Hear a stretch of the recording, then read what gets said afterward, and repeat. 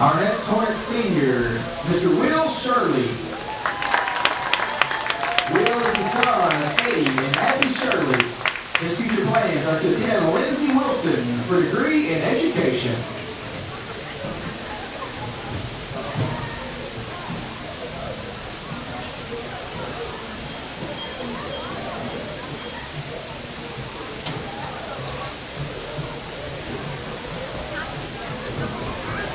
Our last Hornet senior football player tonight is Mr. Jace Rich. Jace is the son of Stephanie Winters and Troy Rich. His future plans are undecided at this time.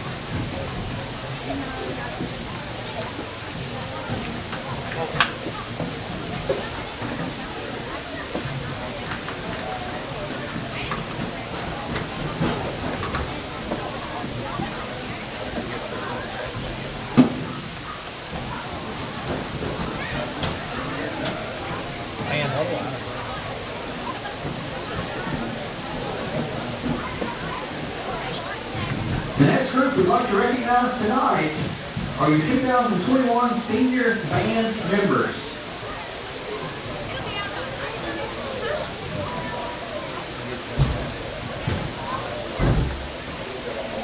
Our first Hornet senior band member is Miss Brooklyn Bayer. Brooklyn is the daughter of Jamie Bayer Kelly and Joshua Bayer. Her future plans are to pursue a degree in social work.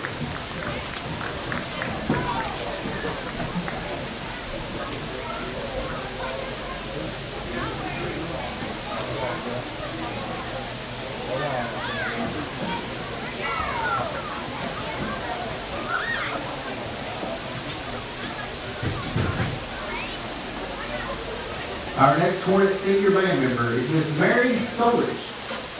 Mary is the daughter of Jesse Solich. Her future plans are to attend college at Kalamazoo University.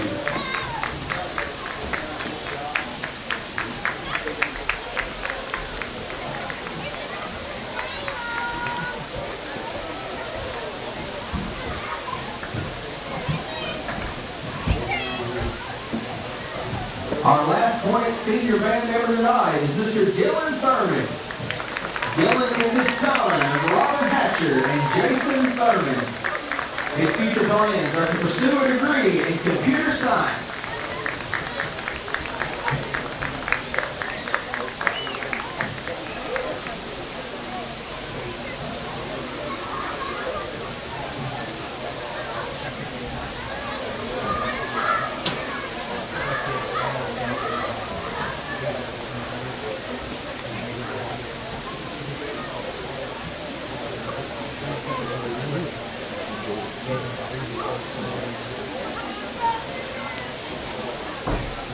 The next group of seniors we're going to recognize tonight are the cheerleaders.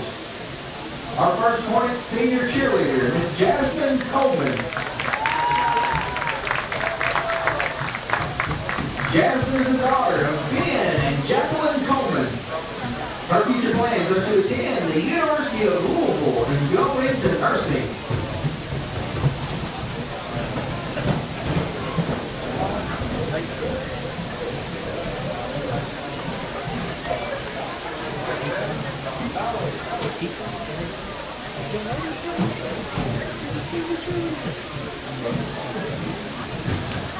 Our next Hornet senior cheerleader, Miss America Kickoff. She is the daughter of Shannon Heacock and John Draper. Her future plans are to attend college and go into education.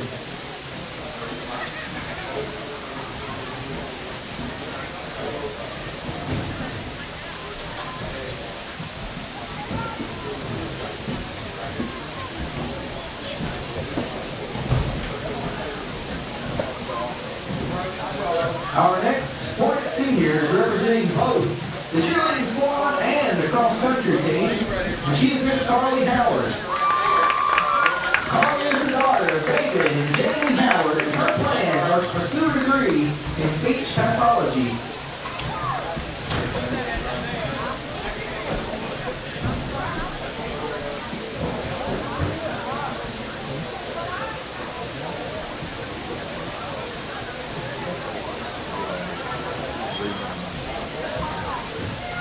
Our last Hornet senior tonight from the cross-country team is Braylon Davis.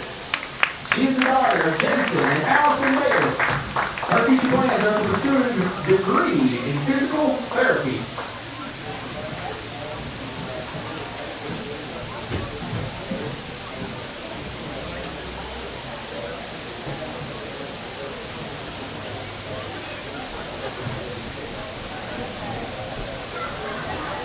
Let's get one more big round of applause for all the Hornet seniors from the football team, the band, the cheerleading squad, and the cross-country team.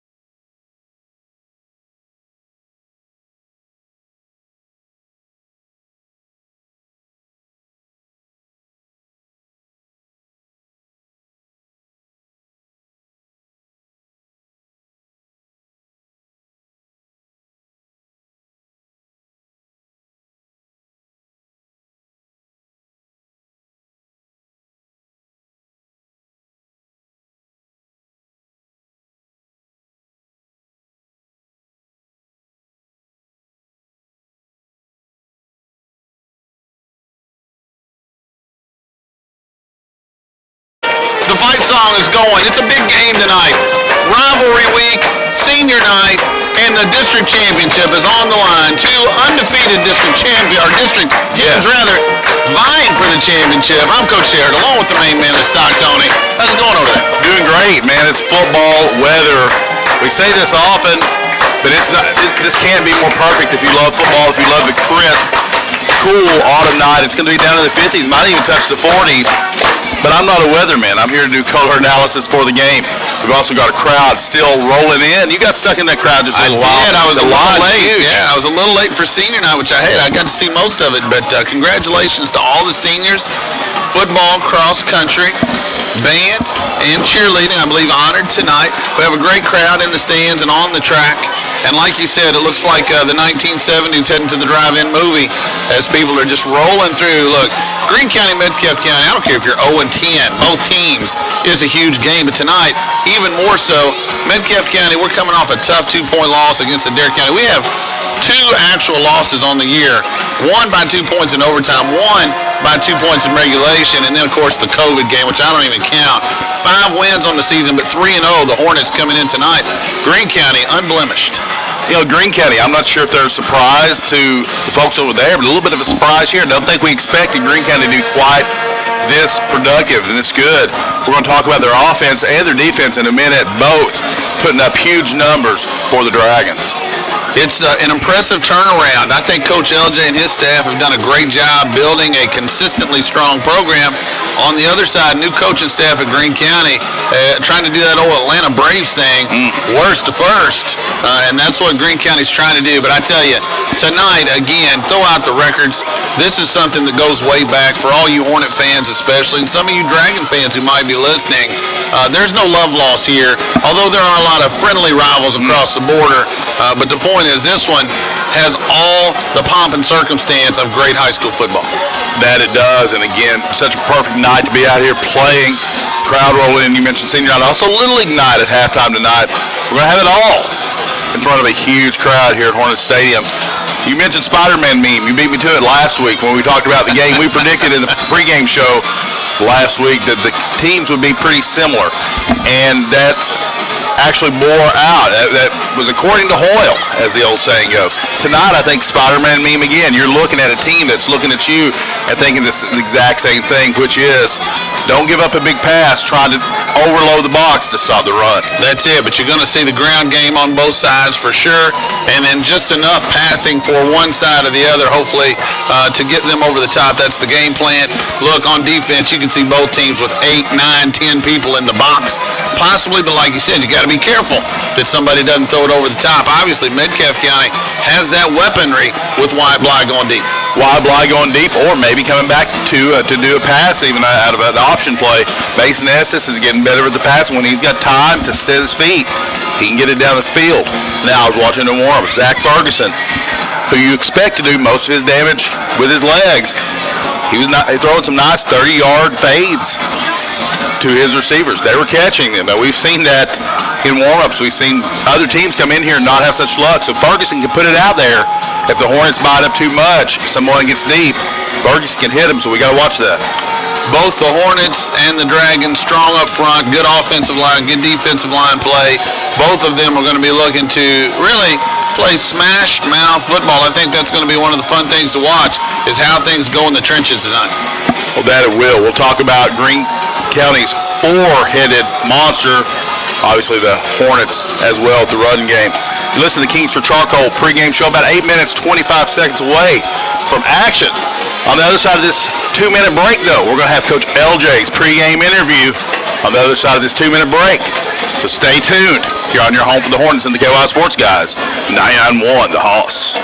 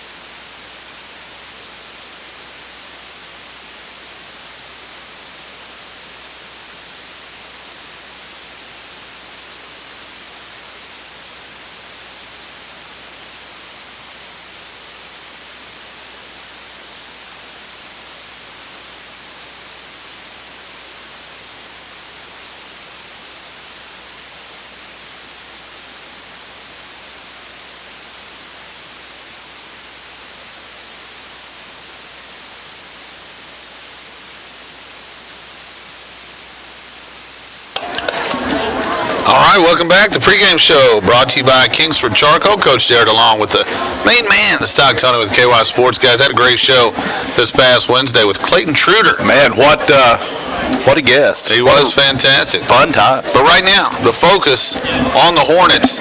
3-0 in the district, Greene County the same. Again, last year you watch this Greene County squad. And I don't want to say anything disparaging about last year as far as whatever, but they seemed like they were struggling. And there were some, flags for personal fouls and then so forth and so on. And it seems like they have righted the ship. You watched them warm up. These guys look the part for sure. But our guys also having a very nice season, obviously having to overcome some injuries, some illnesses and so forth. But they've hung in there strong and given themselves a chance. Tonight, it's for all the marbles, district-wide regular season. You gotta love a game. It's for all the marbles. About 140 away from the action beginning. The district championship, Coach LJ, you see Big Will Shirley, a little less Big Will Shirley, 15 pounds lighter. That's not the way you want to start a diet or anything right now. Will, hopefully, will be back next week and get over the stomach bug. Mentioned Cole Shive, you see him, he thinks he's coming back maybe Monday. So ready for the playoff run, but you're still a little dinged up. You mentioned last year, and I found last year Greene County had one player that really stood out running the ball, and that was number 1, Noah Gray. This year, he switched his number. He's no longer an eligible player. He's number 50, and he's leading the team in tackles with 61 tackles and 16 tackles for loss. He's not running the ball. It tells you anything that they've got 4 runners over 400 yards. Ferguson is 484. Number 3, Kelson McKinney with 573. Number 2, Julian Seymour with 738, and then their leading rusher, Blake Houch, is number 8, 787 yards. You've got 4 people, almost 500 yards or more. Now, we know the Hornets, Devin Alderson, C.T. Brandstetter, Mikey Bennett back there running as well. It's going to be smash mouth. It's going to go fast, we think, guys. Not a lot of clock stoppage here tonight. Mason Estes, obviously, just like the Greene County quarterback, can run the football and has had long touchdown runs as well. The pregame show brought to you by Kingsford Charcoal. Greene County is going to get it first, dressed in the green pants and helmets with the white road jerseys, all maroon for Metcalfe County. And already an onside that's loose. I think we may have it. What a start that would be. Let's see. I think it's Metcalfe County football. It is. Trying to see who came out with that one. It may be Tyler Neal, I'm not sure. But great onside kick from Dakota Shaw. Great coverage from Greene County. They had, from the Hornets. Greene County had to be expecting that. A little shocked to see him let it go by that first line. Keegan Williams, number 61, sitting in for Dakota Shaw tonight, I believe. And so a new kicker. And he finds success with that onside that clipped off the ankle of the Greene County up-back. First and 10 out there. There you go. First and 10 at the Greene County 44 for Metcalfe County. Man in motion. Far side to near side's Rudy Wisdom. They're going to throw it first play, trying to hit wide block. Greene County had that sniffed out. It's incomplete, overthrown, and probably good that it was. Yeah, you say that. If Wyatt hadn't made a man miss, if he had caught it, probably would have lost yardage. You're better off losing the down and moving on with that one. 2nd and 10. We're underway, just beginning. 8 seconds have ticked off so far. No score on the board. Hornets sending into play with Mikey Bennett. 2nd and 10. Hornets get the onside kick. They have it at Greene County's 44, just underway. 2nd and 10. A little bit of a head start. They let it go. Mikey Bennett has a nice hole past the 40. He's tackled just inside at a gain of 5. Well blocked there by the Hornets. Nice hole. You mentioned Jace Rich was just leaning a little here on this senior night. 10 Hornets, by the way, seniors here tonight. Jace Rich, one of them. Nice to see him out there. He's made a valuable contribution this year. Not showing up in the stat book so often. That block, that's Rich. Yes, sir. 3rd and 5, football at the 39-yard line. Metcalfe County in possession, 11:20 on the clock. Obviously, no score if you're just joining us. First possession of the game. 2 receivers near side, one to the far side. Mason Estes has it straight ahead, burrowing forward. That's a tough run. Devin Alderson is short of the first down by about 1.5 yards. Yeah, Devin Alderson, nice hold again. Greene County closes up pretty well. But you try to tackle our backs with safeties and smaller linebackers. They're going to get some extra yardage after contact. At that time, Devin pulling forward and give the Hornets a really manageable 4th and 1. Yeah, 4th and a couple, let's call it, from the 36. Have to get to the 34. But you feel like this possession is really playing with house money. I hate to use that analogy, but this is a freebie in a lot of ways. So even if you don't get this, so be it. Yeah, you're definitely free rolling, but you'd also like to punch this in for some points. Sure would. Estes looking to throw. Tosses it to Bly. What a great pass. He's got it at the 25. First down. Bly on that great route there, a little out route. And Mason had that ball in the air before the cut was made. That shows the improvement Mason Estes has made from a few weeks ago. He gets that ball pre-cut, hits Bly on the numbers. If you're watching on HNN Channel 95 or on the YouTube channel, you saw what Stock Tony's talking about. I was so excited because the timing of that was perfect. Pass on the money. Makes it 1st and 10 from the Greene County 26. Metcalfe County on the move. Straight handoff. Alderson tries the right side. Has a big hole. Heads towards the end zone. He's going to get there. Touchdown. Metcalfe County. Devin Alderson with the Karina Horton touchdown. We had a couple of South Central Bank first downs on that drive as well. So 2 South Central Bank first downs, a Karina Horton touchdown for Devin Alderson. And now the Horns will attempt the Edmonton Hometown Jewelers extra point. I believe it's Keegan Williams again. I believe so. So Keegan, number 61, heads out onto the field. 6-0. Hornets have the lead. 9:54 to go in the first, and that was impressive. Snap is back. Boot is away. It's good. Oh my. That was a John Carlos Stanton line drive over the left field fence. It screamed across the crossbar. I'm not sure if I saw what I thought I saw, but it looked like the hold didn't get the laces out. It was laces in. Oh no. Getting laces on that one. That explains some of the extra oof on that kick. Ace Ventura, not happy. Keegan is, though, his first Edmonton Hometown Jewelers extra point. Makes it 7-0. Hornets, a little over 2 minutes gone here, I tell you. Couldn't pick a better way to start. Get an onside kick, get a pass completion. You have a couple of nice runs, one big one from Devin Alderson, your line's blocking, and then Keegan Williams with the onside kick and extra point. Every time we ran the ball, there was space and room, and that's encouraging. I hope that continues.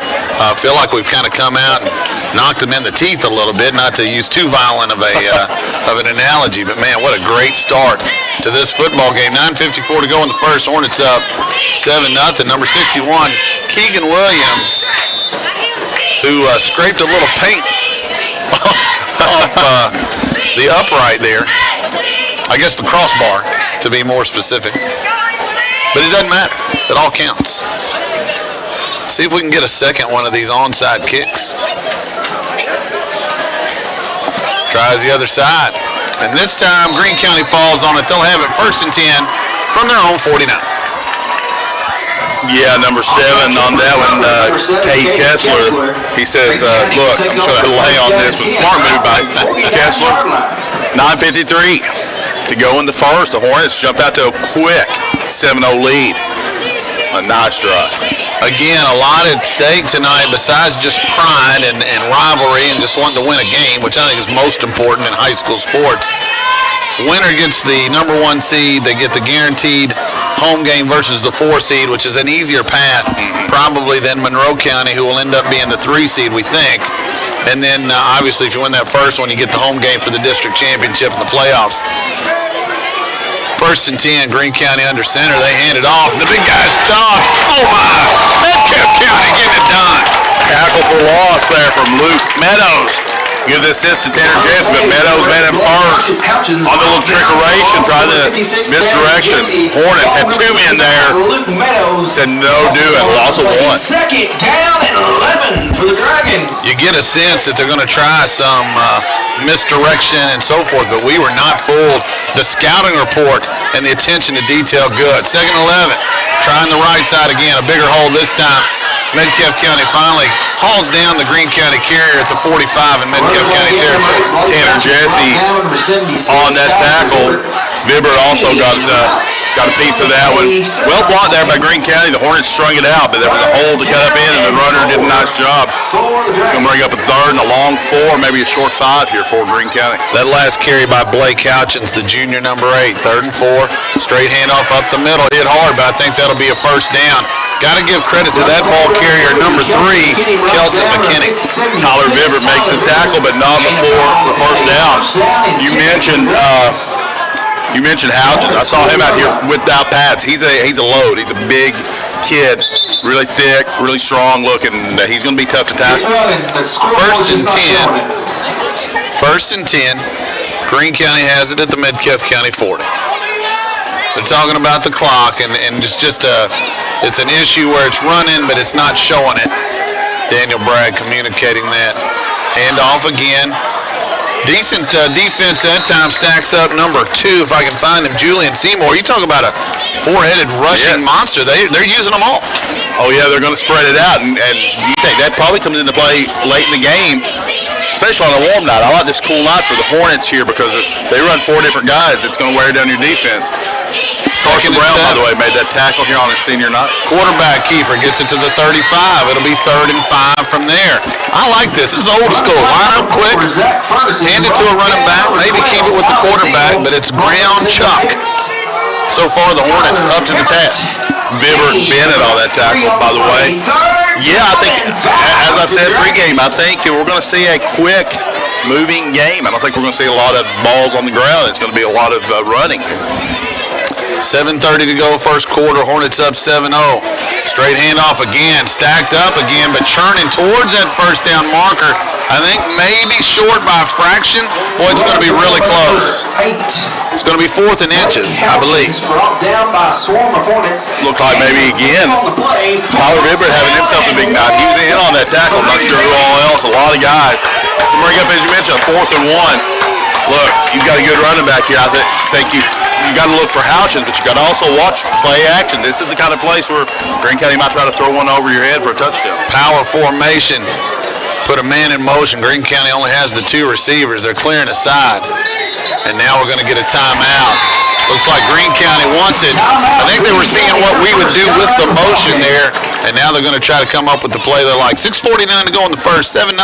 Metcalfe County has the lead. Greene County has it 4th and a yard from the Metcalfe County 31. Let's keep it here. Let's thank all the season sponsors. Couldn't do it without them. We appreciate them so much. Brookshire Construction, Main Street Barbershop, Edmonton State Bank, Glass and Thompson Insurance, Roadside Barbecue, Edmonton Hometown Jewelers, Kingsford Charcoal, South Central Bank, Moz Deli, Miller Family Dentistry, MC Shirt Shop, Mayor Doug Smith, Judge Executive Harold Stiltz, Metcalfe Drugs, Kentucky Farm Bureau with Karina Horton, Daisy Mays Restaurant, SCRTC, and Subway of Edmonton. Is it too early to say this is a big play right now? I tell you, no, it's not. This is the kind of game where all plays are important. That's why that onside kick, I think, was so huge to get that extra possession. It's a double possession, exactly right. It's like stealing the tip and getting a bucket in basketball. You're getting 2 for 1. 4th and about a yard. Formation has changed now. Handoff, first down. Number 8 had it. That's Houchins again. Not by a lot. Yeah, not by a lot, but he got it. He got to the 28. But in fairness, we defended it well, but I think that's all Greene County was looking for. Vibber to get in on the tackle. He's getting a boatload already. Having a good night. Tyler's worked so hard. Got to be around him a lot in the middle school, and, man, he's come a long way as far as his football ability and just growing up as a young man. I'm really proud of that guy. And they got to have him huge here tonight with Will Shirley on the sidelines with the stomach bug. 4-man front for Metcalfe. Straight quarterback keeper this time. Found a decent hole. Gets it inside the 25 to the 23. Gain of about 6 for the quarterback there, which is, let me look. Where's the QB? Zach Ferguson. Yeah. Tyler Neal in on that tackle with a couple of other Hornets. I think that's what you're going to see here tonight. It's going to be hard to say exactly who made the tackle because there are going to be a lot of Hornets around it. You're going to have to gang tackle these guys. 2nd and 4, Greene County on the move. Another handoff trying the left side. Well defended there. Going to bring up another 3rd down. Greene County gets it to the 21 maybe. Probably be 3rd and about a yard or 2. It looked like Tanner Jesse coming over from that left end, sort of roaming down the line, reading that one really well. because that one goes to his right. He goes all the way down the line and makes that tackle. Well done. Greene County has yet to put it in the air. And so far, they've had to use every down just about to move it down the field, but they have. 3rd and 2, trying to sweep out to the right side. Could be a hold. Flag flies. Greene County has a first down, but this one's coming back. Pretty clear hold right there. Our guy's trying to get to the ball carrier. Good call. Yeah, Tyler Neal, a bunch of other Hornets in on that one. Look what they're doing there. We saw him do it earlier. Block well. This time, Greene County hold.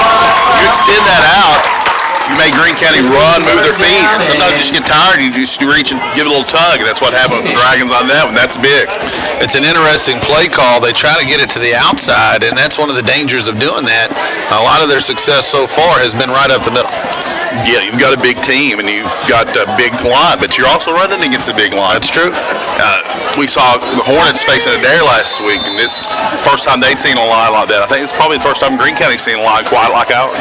5:15 to go in the first. 7-0 Metcalfe County. 3rd and a long way. Trying to get it to number 2, and he's outside. He has an angle at the first down and maybe more. He's going to head towards the end zone. That's a touchdown, Greene County. At that time, what we had been doing well, we didn't do as well. Our corner didn't see who it was, but he got kind of sucked in on that one, lost contain, and then to his credit, I mean, give Seymour a lot of credit. Once he got to that corner, he was like Devin Alderson down through there, very quick to the end zone to make it 7-6 now. 5:05 to go in the first. 7-6, Hornets have the lead. Greene County, I don't know if they kick or don't. Looks like they're going to line up and go for 2. Quarterback under center, that's Zach Ferguson. Greene County looking for the lead. Thought about pitching it, and we get a break there. The quarterback fell. I'm not sure he was going anywhere anyway. I tell you, there's that man again, Tyler Bibber. He was there, going to make the tackle. Looked like Ferguson lost his footing. 5:05 to go in the first. Hornets lead at 7-6. Let's take a 30-second break. You're listening home for Hornet Sports and the KY Sports Guys. 99-1 the Hoss.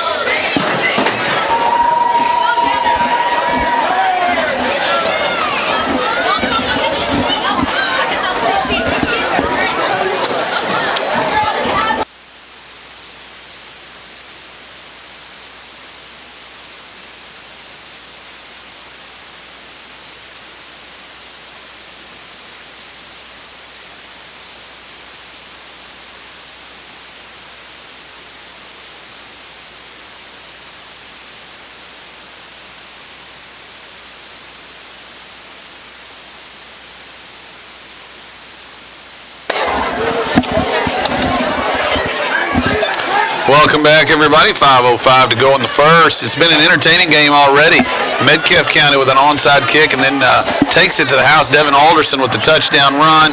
And then Keegan Williams, the PAT, they get on the board with 7. Greene County answers with 6, but misses the 2-point conversion. That's where we stand.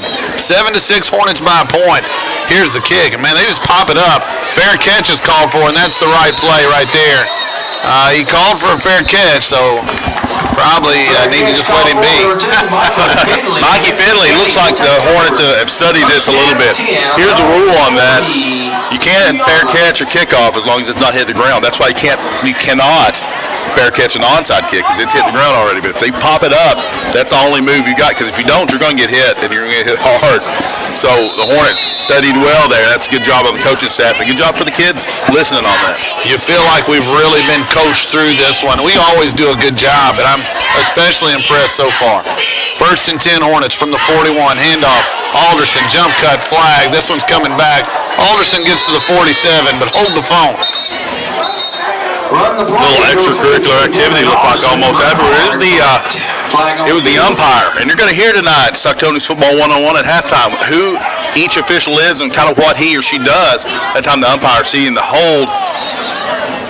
And as you mentioned, this is going to come back and make it about a first down at 19. Oh, we're going to get actually a chop block in that pull around there, and somebody got low. So basically, tell me if I'm wrong here, chop block, so one guy's engaged blocking a defender, a second guy comes in below the waist or below the knees perhaps, which is it? Yeah, I think waist, so. Probably, If you're up top, you can't hit somebody down low too. It could just be somebody falling into them. It probably was, exactly. But I believe that'll be worse for the Hornets. It's probably a 15-yarder, I do believe. We'll see. The officials are, they're marching it back. That's a tough start to this drive.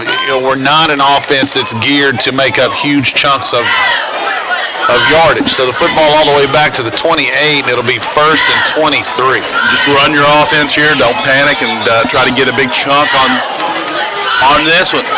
Now the officials having another. They're determined to slow this quick game down. From the spot of the foul. 15 yards, and so it's at the 28. So they said it happened a couple of yards ahead of the line of scrimmage. Okay. All right, so 15 from the spot of the foul, and it's now 1st down and 21. 1st and 23. My apologies, sir. Estes is going to keep it, try to find some yardage. He cannot. He's stowed under, loss on the play there. Back to about the 28 again. Maybe they give him the line of scrimmage. That was Houchinson on that tackle. Again, Greene County, you look out there, they got some big guys out there playing. Houchin among them being one of the biggest. 4:30 to go. Clock runs, first quarter. Appreciate everybody joining us tonight. Hornets up 7-6. First drive looked sharp. This one, a penalty, sets us back to start with. It's 2nd and 21 from the Metcalfe County 28. You made such a great point when the penalty was made. We're not really designed to get large chunks at a time unless it's a run that breaks. Alderson in the backfield. Mason Estes, the quarterback, asks for the football, and he's going to throw it quickly out. Incomplete and almost intercepted. Looking for Whiteblow on that little bubble screen. It's incomplete. Slinker for Greene County had that one on his numbers, had Green ahead. Luckily, he let it get into his body. Bounced off the pads, and that good, fortunate break for the Hornets. That's two. We've seen Mason just missing a little long and a little off on those quick ones. He got the ball downfield on the toughest pass he had to make tonight perfectly. Just a little keyed up on that one. 3rd down and 21. Football at the 28-yard line. 4:03 to go in the first. Hornets up 7-6 over Greene County. And again, you feel like this is something where get some yardage. If you break one, fine. Probably looking at bringing the punt team on if you don't. Estes. Straight handoff. That one is not going far. Mikey Bennett couldn't get away. No gain. 4th down. And that was Gray on that one, the player who last year we said was the running back. This year not even running the ball, just playing defense. He's their leading tackle. 21 for the Hornets. So coming out to punt this thing away. CT Branson. Looks like Branson.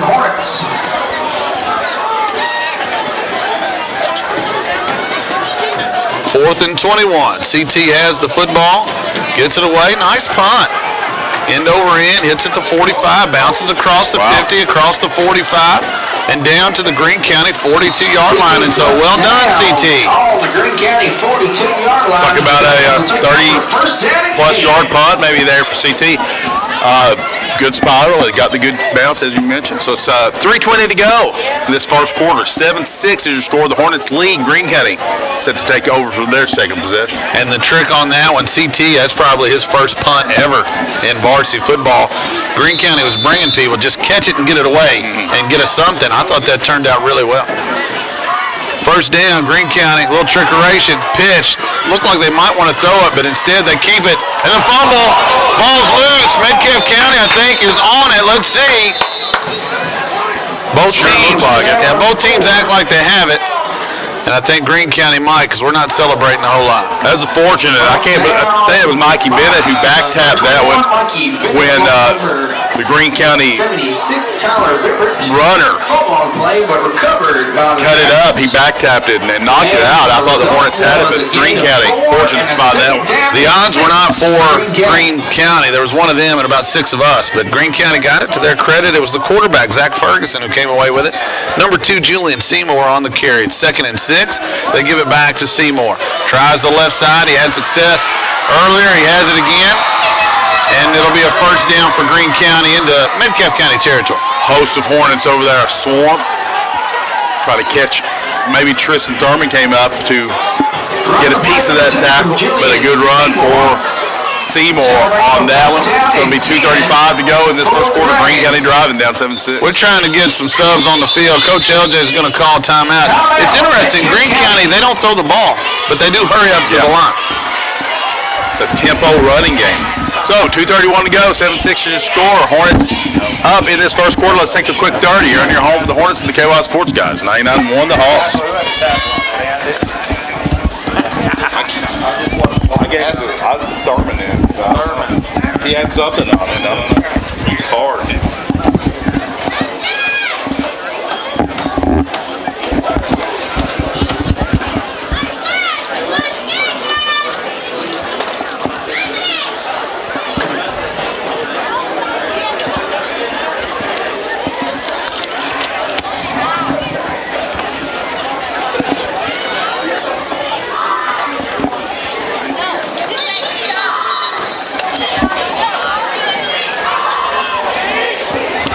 Welcome back, everybody. 2:31 to go in the first quarter. 7-6 your score.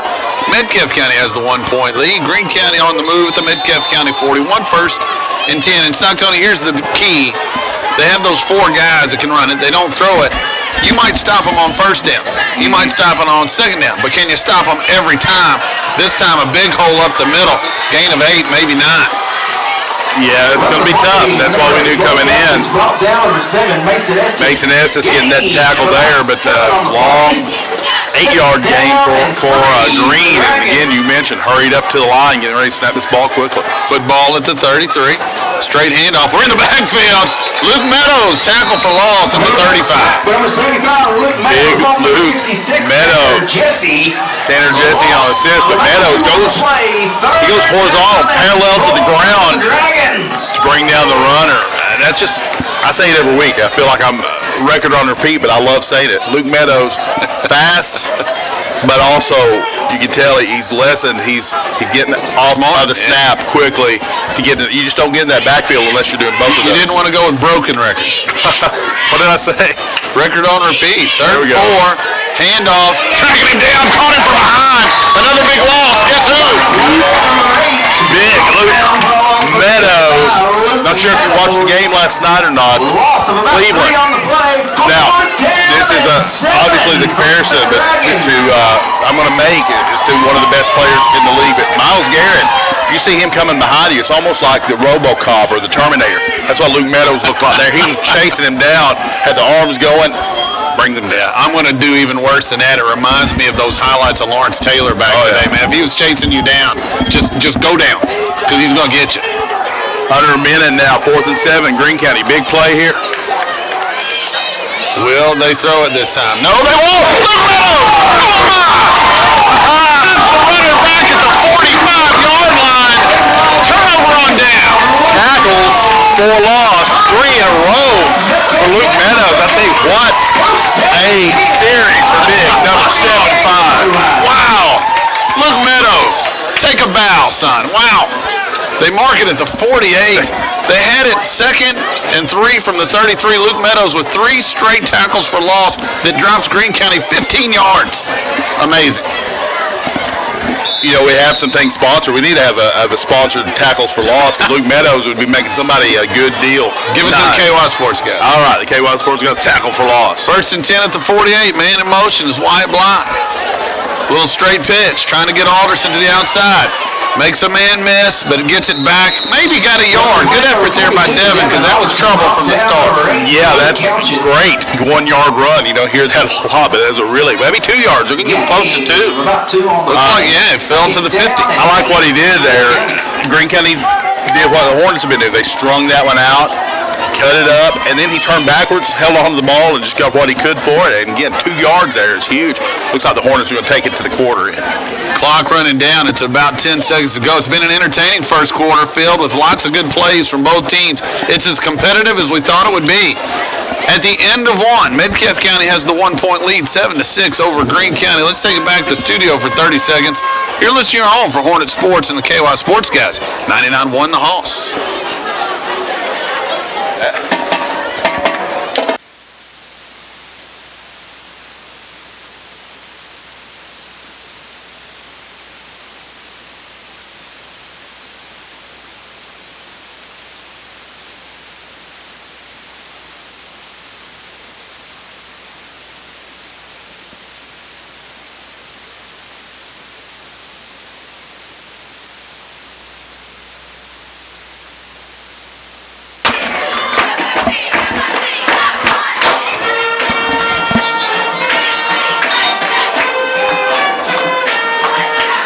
Welcome back, everybody. Are you entertained yet? Wow. What a first quarter. Metcalfe County up 7-6. Luke Meadows literally with perhaps the best defensive set of downs I've ever seen. Yeah, that's what we were talking about before the break, and I think I would tend to agree with you. We'll try to get you some stats here in just a bit. Now the Hornets are back up to the line. Moving left to right now here in the second quarter. Handoff getting by the first guy, and then falling backwards again, but for good yardage. Mikey Bennett gets to the 46 in Greene County territory. Well blocked out there. A lot of room for Mikey Bennett. He's going to bring up about a third and short 5, long 4. You said it in the pregame, sponsored by Kingsford Charcoal. We're just looking in a mirror here in a lot of ways. Same concept. We're going to run it for 2 or 3. We're going to run it for 3 or 4. You might stop us once or twice. Can you stop us all 4 downs? Yeah, and interestingly, the Hornets have the only 3 passes of the game, if I'm not misremembering that, and completed the 1, which was huge to extend the drive for the touchdown drive earlier. 3rd and 4 here, and we're going to get a timeout. They sent Wyatt blind motion. Coach Harbison calls his second, I believe, of the night. 11-17 to go in the second quarter. 3rd and 4 for the Hornets when we come back. Let's take another 30 seconds. You're listening home for Hornet Sports in the KY Sports Guys 99.1 The Hoss.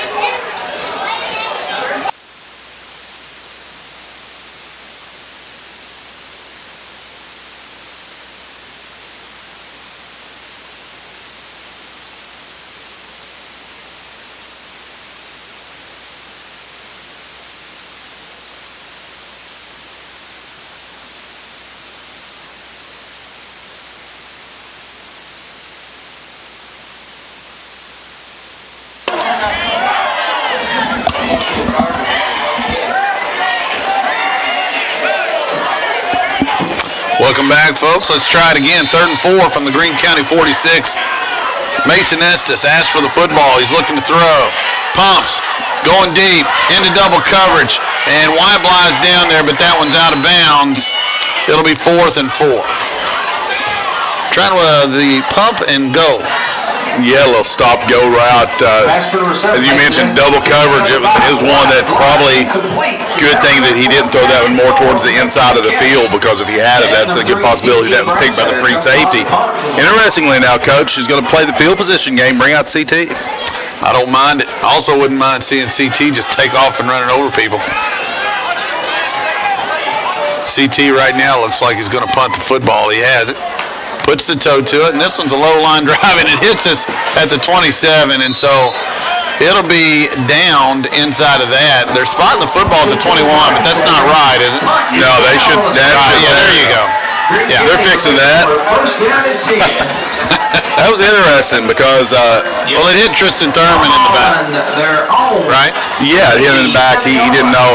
I believe that. I'm not sure in high school, but I think it would be still alive if Greene County picked it up and they couldn't fumble it. Even if they did, it could be a change of possession. Yeah. So luckily the Hornets got to the ball. It would have been a smart play for Greene County if they'd have tried to do that. You say Little League night, man. It's fun watching these little guys in the Hornet uniforms run around on the sideline and get a feel for varsity football. 1st and 10, Greene County. Handoff. Look, you can't get by Luke Meadows. He filters the running back to Chris Shaw. Gain of maybe a yard or 2. Yeah, Shaw with a great tackle. But you mentioned we have such a beautiful angle to see it, too.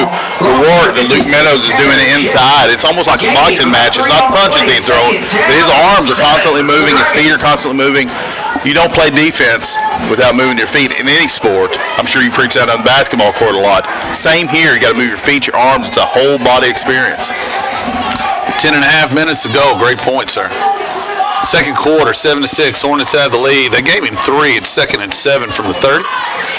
Handoff again. Got a hold. Flag flies. Not much happening there anyway. The whistle blows. The runner got out of there, but he was stopped. I don't believe it's going to be a hold. It should be the same we saw earlier. It should be a chop block, because if you saw Luke Meadows being blocked up top, they go low on him too. And so credit to this officiating crew. They've been consistent and called it on both teams. So that'll be big. It'll block, back Greene County up, and they'll have about 2nd and 22. I assume the Coach L will take the penalty. Oh, yeah, definitely. 2nd and a long way to go. It may actually just be half the distance because we're behind the 30-yard line, so it'll probably be about a 12-yard, 13-yard penalty. You are mostly, I guess It's they close went from to the that. 30 to the 15. So it really is half the distance, but they get the whole thing. It's exactly half the distance, 15 yards. All right. Second and a long way to go. Look, in the game plan or as an adjustment, you got to double team Luke. No doubt about that. H and N. If you got it angled, just watch this line right now. Handoff. Good play. Nice little breakdown and tackle there, saving big yardage. Let's see who that is. I believe that's Mason S. is coming up there to make really what could be a touchdown saving tackle that far. If he hadn't made it ahead of steam for the Greene County runner, he could have gone.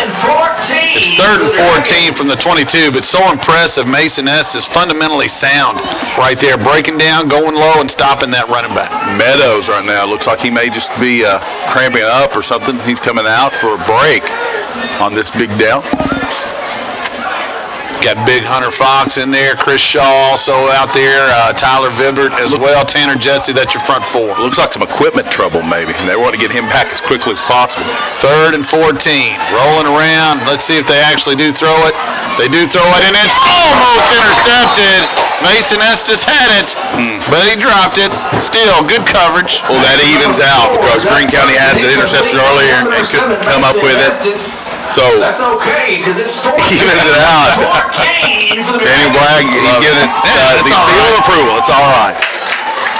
4th and 14, going to see the first punt of the night, possibly, from Greene County. Can't see the number that's back there to kick this one away. Maybe we'll pick it up. They've got the green jerseys with those green numbers are hard to A little hard to pick up. Got trips over there on the ride for him. Interesting for him. Oh, it's blocked! Mikey Bennett blocked it! It's at the 10. Anderson picks it up! Boom! And score! Touchdown! Mikey Bennett, Kevin Alderson, touchdown. Hornet, Serena Horton touchdown on the blocked kick. The scoop and a score. 21, Mikey Bennett. Wow. We've seen it all here tonight so far. We're just a little over, not even 3 minutes into the second quarter right now. Keegan Williams is going to be out for the Edmonton Hometown Jewelers. Extra point attempt. Ball snap back, holds down. Williams with the kick, low, but good. Makes it 14-6. Now Hornets with the lead. 9:04 to go in the second. Let's take a quick 30 here on your home for the Hornets at the KY Sports Guys. 99-1, the Hawks.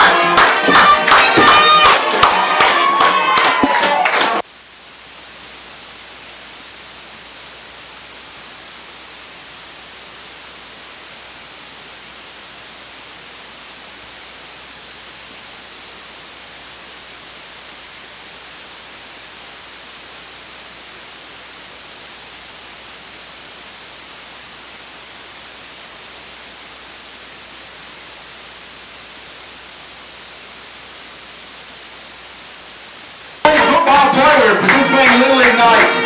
You can meet your coaches in the concrete pad near the Greene County goal line. So the concrete pad where there's a touch football game going on, that's the place you want to be.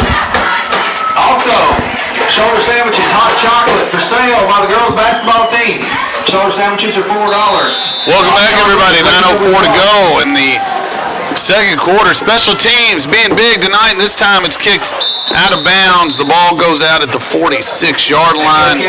Keegan Williams 2 for 2 on PATs, and then also big special teams play. Huge stuff. Keegan, by the way, has 3 different styles of onside kick and 3 attempts so far. Talking at the half, Daniel Bragg, when he gave the seal of approval, it was okay that Mason Estes didn't intercept that ball. We didn't know how much of a seal of approval that turned out to be. It turned out to be a break for the Hornets not to intercept that ball. Mikey Bennett with the huge block. Then Devin Alderson, the ball just found him. He found the ball and just ran it in. An exciting play. In these kind of games, those are the plays that tend to make a huge difference. Football went out of bounds at the 45. Add 5 to it. Greene County has it at the midfield stripe. 1st and 10, straight handoff, number 2. Trying the line, cannot get anywhere. Tried the right side, and nothing doing. The running back, Julian Seymour, gets stuffed. Mikey Bennett in on the tackle. Also, Tyler Vibert, number 76, in on the tackle. as well. Huge stop there, as you mentioned. They're running away, as you aptly put it earlier. They're running away from Meadows as much as possible right now. They don't want to run it at 75.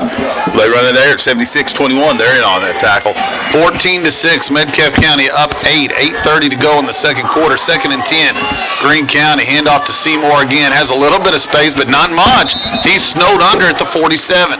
See Tyler Neal in on that one, as well as Vibbert again. So let's give Tyler Vibbert. We've already talked about Tyler tonight, but Meadows, you said it earlier, funneling the action toward Vibbert, and Vibbert stepping up to the plate. He's playing well right now. Certainly up to the challenge so far. 3rd and 7, football at the Metcalfe County 47. Greene County, 3rd and long, you have to assume they don't want to be there. No, they don't. We've seen, as I said, I think Ferguson can pass it. We know this is more of a passing down. I would expect play action here.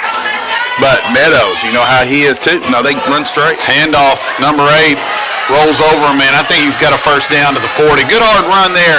Number 8, Blake Houchins for Greene County. Not sure the spot's going to be super favorable for Greene County right now. The number 8, Blake Houchins. Not sure. They may. Yep, they call a first down now. I think he got it. It was a first down. Good run. Mikey Bennett makes that tackle, but Houchins brought the pain with that one. Just lowered his shoulder, and he's a big, strong kid.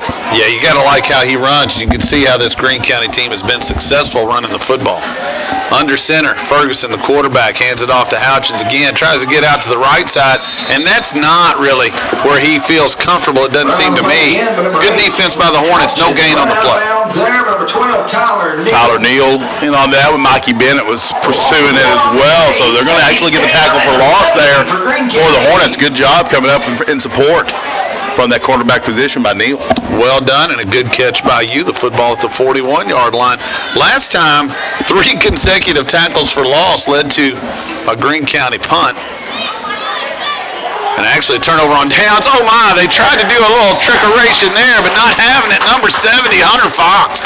Hunter Fox found himself right face-to-face with the runner, and the runner goes down. Hunter with a nice tackle. You saw it if you're watching on HNN. The flow of the play, everybody's going to the Greene County sideline to our right, but the handoff brought it back to the left. Hunter Fox, not full. Well, that's again, credit the coaching staff and the guys for doing their homework. They know that play's coming. Hunter filled the gap. 3rd and 12, passing down here. Let's see what they do. Nope. They're just going to hand it off to Houchins. He makes a stutter cut, makes a man miss, gets some good yardage close to the 35, but it's going to be 4th down. Host of Hornets, a swarm in there on that one. Meadows, I saw down the field, as well as looks like Ramsey Wisdom. Rudy Wisdom, excuse me. Apologies. They're spotting things over there. It's so far away from us. I've been off by a yard each time. Football's at the 36. 4th down. They're going to go for it. Why wouldn't they? Last time they punted it, we blocked it and ran it back. You got to have a little PTSD for them thinking. Of course, you don't punt it right here either way. 6-minute mark, second quarter. Ferguson is in trouble. Meadows back there. He can't get rid of it. Turnover on downs. Big sack. Not sure if Meadows had that one or... I think they're going to give him credit. Luke Meadows. I really like Tanner Jesse on that play. Now, I don't care who gets credit, doesn't matter. But it was funny because it looked like Luke Meadows had him, but didn't want to rough the passer and just kind of let up a little. Ferguson goes further to his right, and then Jesse and Meadows meet at the quarterback. Nice, and give Tanner Jesse part of that as well. I believe it does go as a sack because it was a small loss. There were a lot of folks over there, by the way. I could be missing some. Yeah, it's really hard to see away from there, and it's a swarm of Hornets. I said earlier, it's going to be gang tackling to get these guys down, and you're seeing it right now. The Hornets all around the ball. 5:56 in the second quarter. Hornets take over at their own 39. Handoff up the middle. Alderson spins out of there. 40, 41, 42. Still moving forward. What a play, Devin Alderson. Yes, sir. He's out past the 45 and a late flag. I think the spot's going to... Brought down by the entirety of the defense, but there's a flag on the field. I believe if you're listening to the radio, I believe we lost signal. We'll call the radio back. You may hear that call here. I'm thinking it'll be a face mask. They went to commercial. Good call.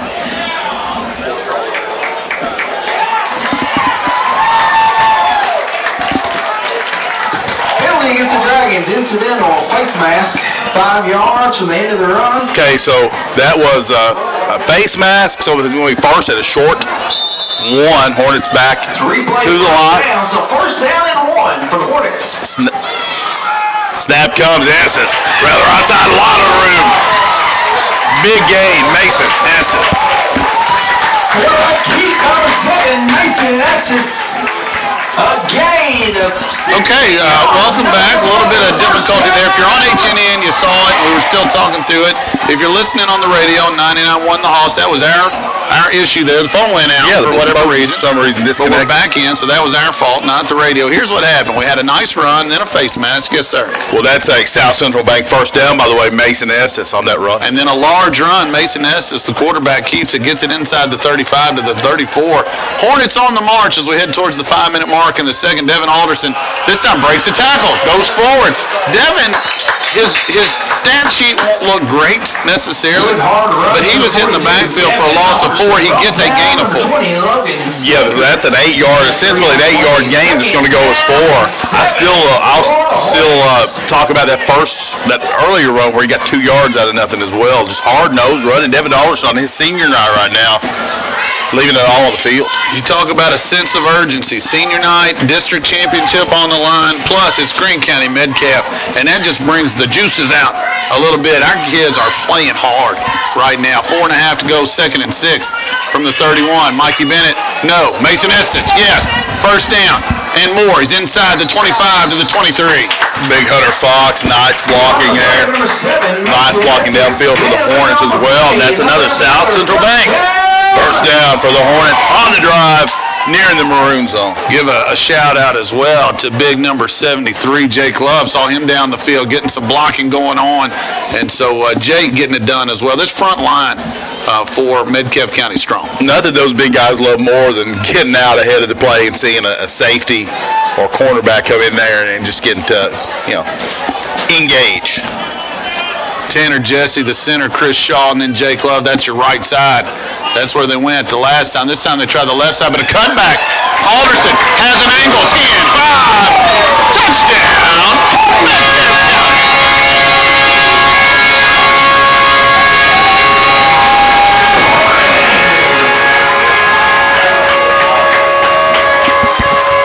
That is the longest train whistle ever. I love it.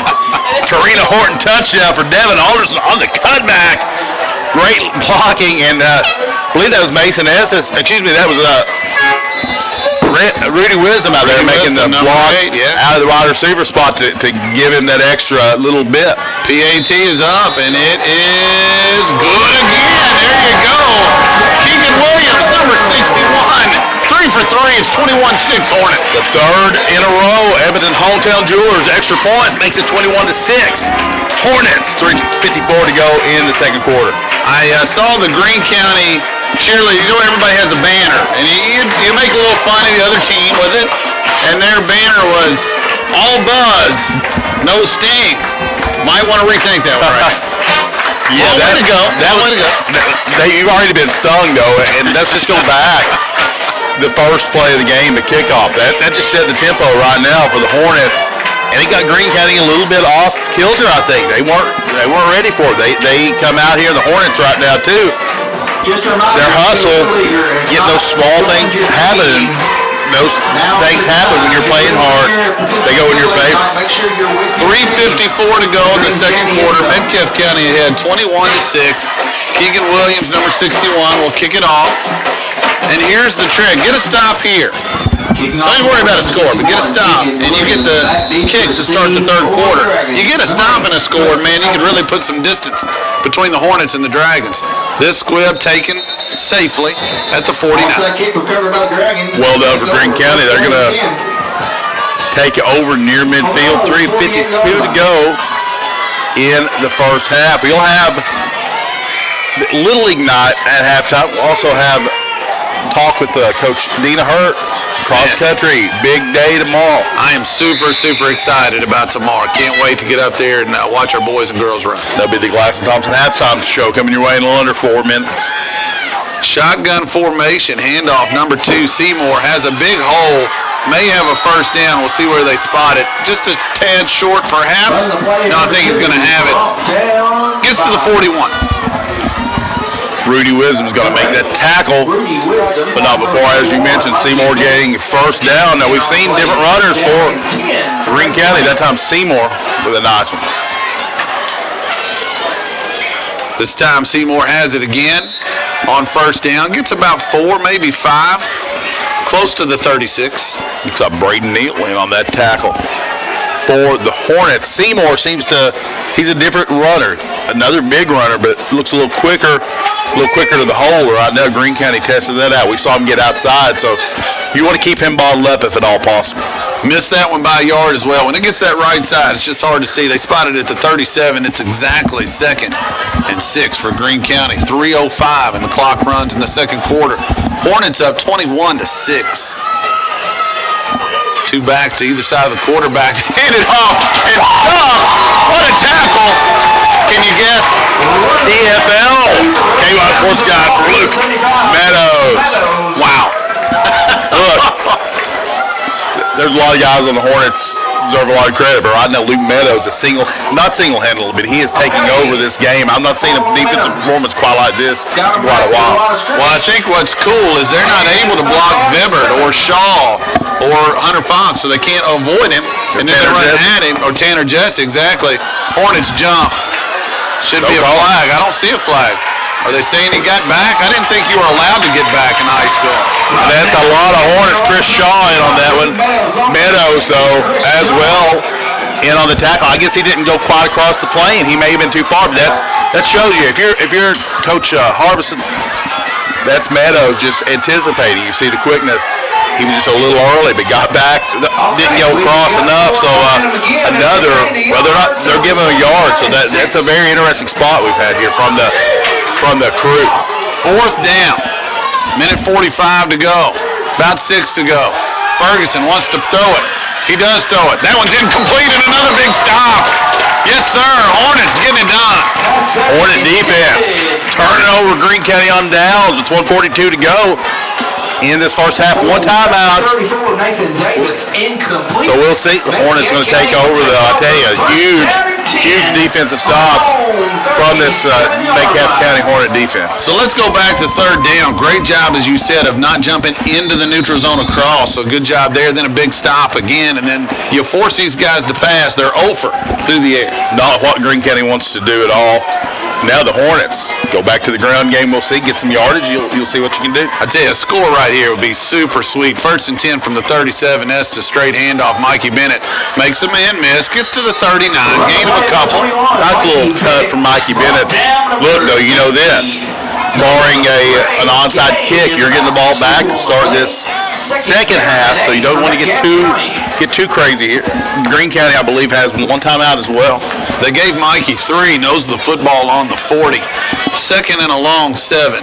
Clock runs, we're in no hurry. Like you said, if you break one, great. If you don't, you're up 2 scores and you get the football to start the 3rd quarter. Well, we've seen Devin Alderson be huge on the run. He's in there now in the pistol. 1:05 left, handoff. Alderson gets a couple to the 42. And that's some fine play acting out there, wanting a late hit. Number 34, got to give that guy the Academy Award. That's well done, sir. That was trying to find him. Nathan Davis. Nice. Good for you, buddy. Hunter Fox was on that block, so I guess when they go watch it, does Hunter get a pancake? He should. He should, or something. Coach LJ talked in preseason about maybe bringing out some syrup and some pancakes for these guys. You know they're going to want to eat. Under 30 seconds to go. Hornets seem content to get it into the locker room up 21-6. It's 3rd and 6 from the 42. Greene does have one timeout, so we'll see if the Hornets don't get it here if they use it. Estes takes a interesting snap. Gets to the 45. I would think Greene would use it and make the Hornets punt, but it looks like they're going to be content to get it to the half. As the clock winds down, it's 4th and a couple. It doesn't matter now. Halftime, and what a half. Metcalfe County. The roar of the crowd tells you the story. Up 21-6 over undefeated Greene County as we head to halftime. The halftime show brought to you by Glass and Thompson. We'll have some stats.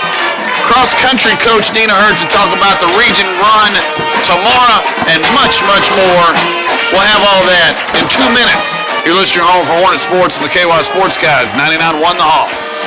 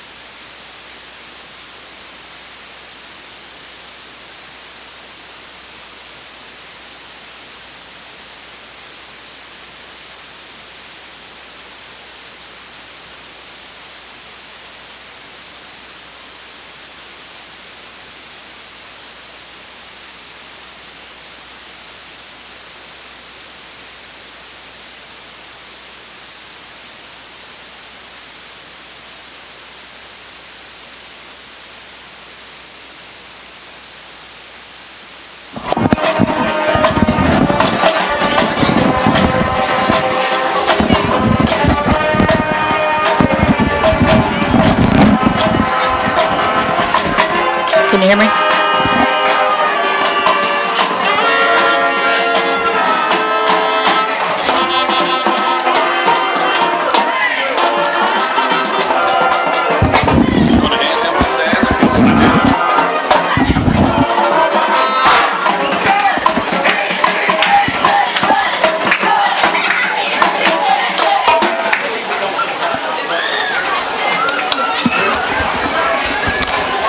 It's halftime, ladies and gentlemen, from the Metcalfe County High School. up on the hill, Metcalfe County, Edmonton, Kentucky, and the Hornets right now looking good. It's 21-6, and just impressive. I'm not even sure the score tells you how impressive it's been. Right now, cheerleaders are out on the field and doing their routine. Look, this has all the stuff. The band, the cheerleaders, we got shoulder cooking down to the left, all the intangibles that make high school football great. But right now, the greatest thing here on the Glass Thompson Insurance Halftime Show is that score, 21-6 Hornets. You mentioned it. It's not indicative of really the dominating performance the Hornets have put on Greene County. We know 4 guys, well over 400 yards rushing on the season. Take a couple of those runs away, the one big run on the outside by Seymour, and that's really all Greene County's been able to muster up, thanks in part to huge play from those guys on the defensive line.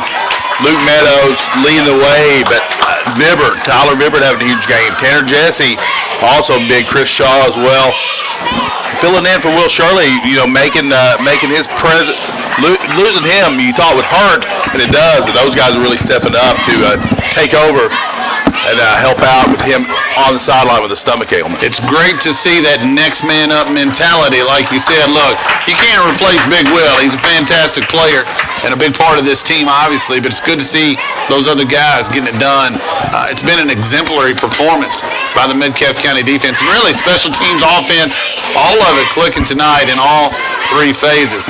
We're joined right now by one half of the cross-country coaching duo, Coach Dina Hurt, and welcome to the show. Thank you. And cross-country tomorrow, regional meet, girls run at 9 o'clock up in Muhlenberg County. Daddy, won't you take me back? Going to Paradise. Right? Going to Paradise. Got to get up early and get up on the road, but give us some of the things that you're excited to watch for tomorrow for Metcalfe County cross country. Well, we compete in the Class A Region 2 tournament tomorrow. Looking for the girls to come out with their repeat performance where we travel or get to qualify for state again. This is about the 4th or 5th year in a row that we have a chance to qualify for state with a strong girls team. Anna Grace Bly is the defending region champion. She won it last year by many, many lengths. She was way ahead of the 2nd place, so we hope that she has that easy of a run tomorrow, but you just don't know till you go out and run. You don't know the conditions. It's supposed to be about 55 degrees in the morning at 9 o'clock. We've already checked the weather to know what to wear. Sometimes it's cold in the mornings, so we're looking forward to that. Emily Shaw has been running really, really well this year. She's got her time down every time we go out. Jaleesa London is just a 7th grader, but she is our next strongest runner. Braylon Davis is coming back off of surgery. She will be running. Corinne and Shiloh Keller are on the team. They run with us. Caitlin Howard is an 8th grader. She runs. Harper Hurd is our next up runner. So we will be running. And then Carly Howard is our final senior. She runs in about our 3rd, 4th spot with our times. And our girls, our 2nd, 3rd, 4th place, any of them can finish at anywhere in the 22-minute to 24-minute range. So if we can get some in that lower 22-minute, we have a chance to actually win region tomorrow, and that's the exciting part. Yeah, and really, Anna Grace is the favorite, but your 2, 3, 4, 5 runners, especially your 2, 3, 4, they can be intermingled. I believe Carly Howard was your 2nd place runner last time out, set a PR, and had a nice time. Carly's been running really well. So your team has a great shot at it. It won't be easy. Bethlehem's the defending champs. They have another strong team. Who are some of the other contenders? Bethlehem, yeah, they have one strong runner, and then they've got about 3 in that 22-minute range as well. But their PRs this year are not as strong as ours, so we are encouraged by that. Hancock County will be a contender. Greene County will be a contender. And then there's us. If 6 teams are registered, 4 teams will get to go to state. So we feel pretty strongly that we'll be one of those 4 teams. It's just a matter of how will our 4 teams fall into that ranking. Will we qualify in 1st place, 2nd place, 3rd place, 4th place? I don't think we'll get knocked out, but it'll be a tough region competition tomorrow. You got Anna Grace and some of those ladies bringing in a lot of experience, and you think about that. You hear experience in sports, you think it's running, and experience might not play a factor, but it plays a big factor when you go over, you get the nerves going. You're glad those ladies have been there before. Absolutely. I think we're already a little bit nervous just out of having some success last year, and we thought that we had a pretty good shot at it last year, and up until the results were in, we thought we just didn't know how the points were going to fall out, and we thought we had a chance to win it, and when they announced this as a 2nd place, we were a little disappointed. So our girls have trained really hard this year, but they are ready for that feeling at the beginning of the starting line. So they're ready for that cold morning start, and have improved as the year went on. We've had many PRs. Anna Grace has broken school records with her PR twice this year. She broke Allie Thomas, who has led our team to state several years in a row. Then Anna Grace came in behind her with the strong run, broke Allie's record, and then broke her own record again. Well, that you anticipated my question, because the PR is a personal record. A lot of ladies have set those. I think some of the guys have set some this year, maybe even 2, but then Anna Grace breaking the school record twice. When you get a school record, you know that you got somebody who's been running strong for a long time. She's been running a long time here, and a lot of great runners, as you mentioned, Allie Thomas. So, just excited to see those ladies, and then I'm excited, obviously, for some of them to be coming out track in spring as I look at our newly painted track up here. Yes, absolutely. And since you mentioned it, let's go ahead and talk about the boys' side of it a little bit. Logan Phelps, he is a junior. Again, this year he is qualified. I think this is his 5th year going to the region tournament, and he is qualified as an individual. We don't usually have a boys score because we don't have 5 runners that compete. So it's harder for us to qualify as a team. So we can go out and compete as individuals, and the way they do that is they take 5 scores if you have them and give you a team score. But if you, even within that team score, or if you don't have 5 for a team, they will let you compete as individuals. And so if your time, after they pull your 4 teams, like if you have 6 teams qualified, they take 4 teams, and then they take the next 5 individual high scores. And so we've been very fortunate that Logan has been in the 19-minute range with his 5K. I think his PR is 19:21 right now. And so he has PR'd that this year, was 19:49 last year in region. And so if he continues to improve, then he is going to qualify again tomorrow as well. Who else you taking on the boys' side? All right, we have Cabot Bowling, who has continue to improve. He had a little injury about a month ago, so he's been nursing his foot a little bit, so we're hoping he'll come back with a strong run. We have Connor Branstetter from the middle school who is he's been playing some basketball, so I haven't had him at a 5K for a couple weeks, but he had a really strong beginning of the season. And then we have Chase Cloyd. Chase Cloyd is coming out.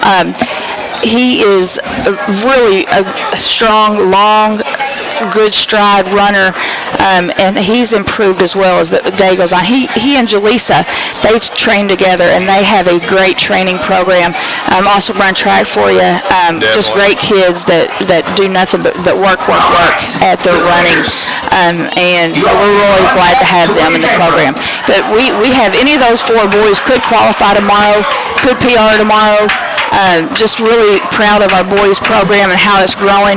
We have a great elementary program that grows all the time, and they're very excited about running. So hopefully we'll put together a boys score in the next couple of years and get some boys teams qualified. You talk about that young group. I was talking to Lucy Bly, one in the long line of really athletic Blys that are doing good things for the Hornets and Lady Hornets here.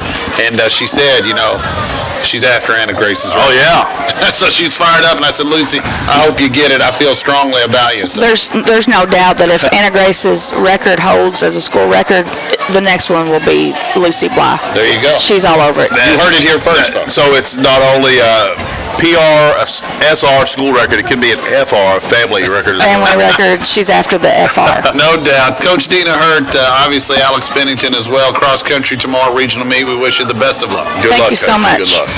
5.5 minutes to go, and then, of course, you have that extra 3. So we're going to take about a 2-minute break. We'll come back with some stats. Metcalfe County leads at 21-6 over Greene County here at halftime. Again, 2 minutes. You're listening to your home for Hornet Sports and the KY Sports Guys, 99.1 The Hoss.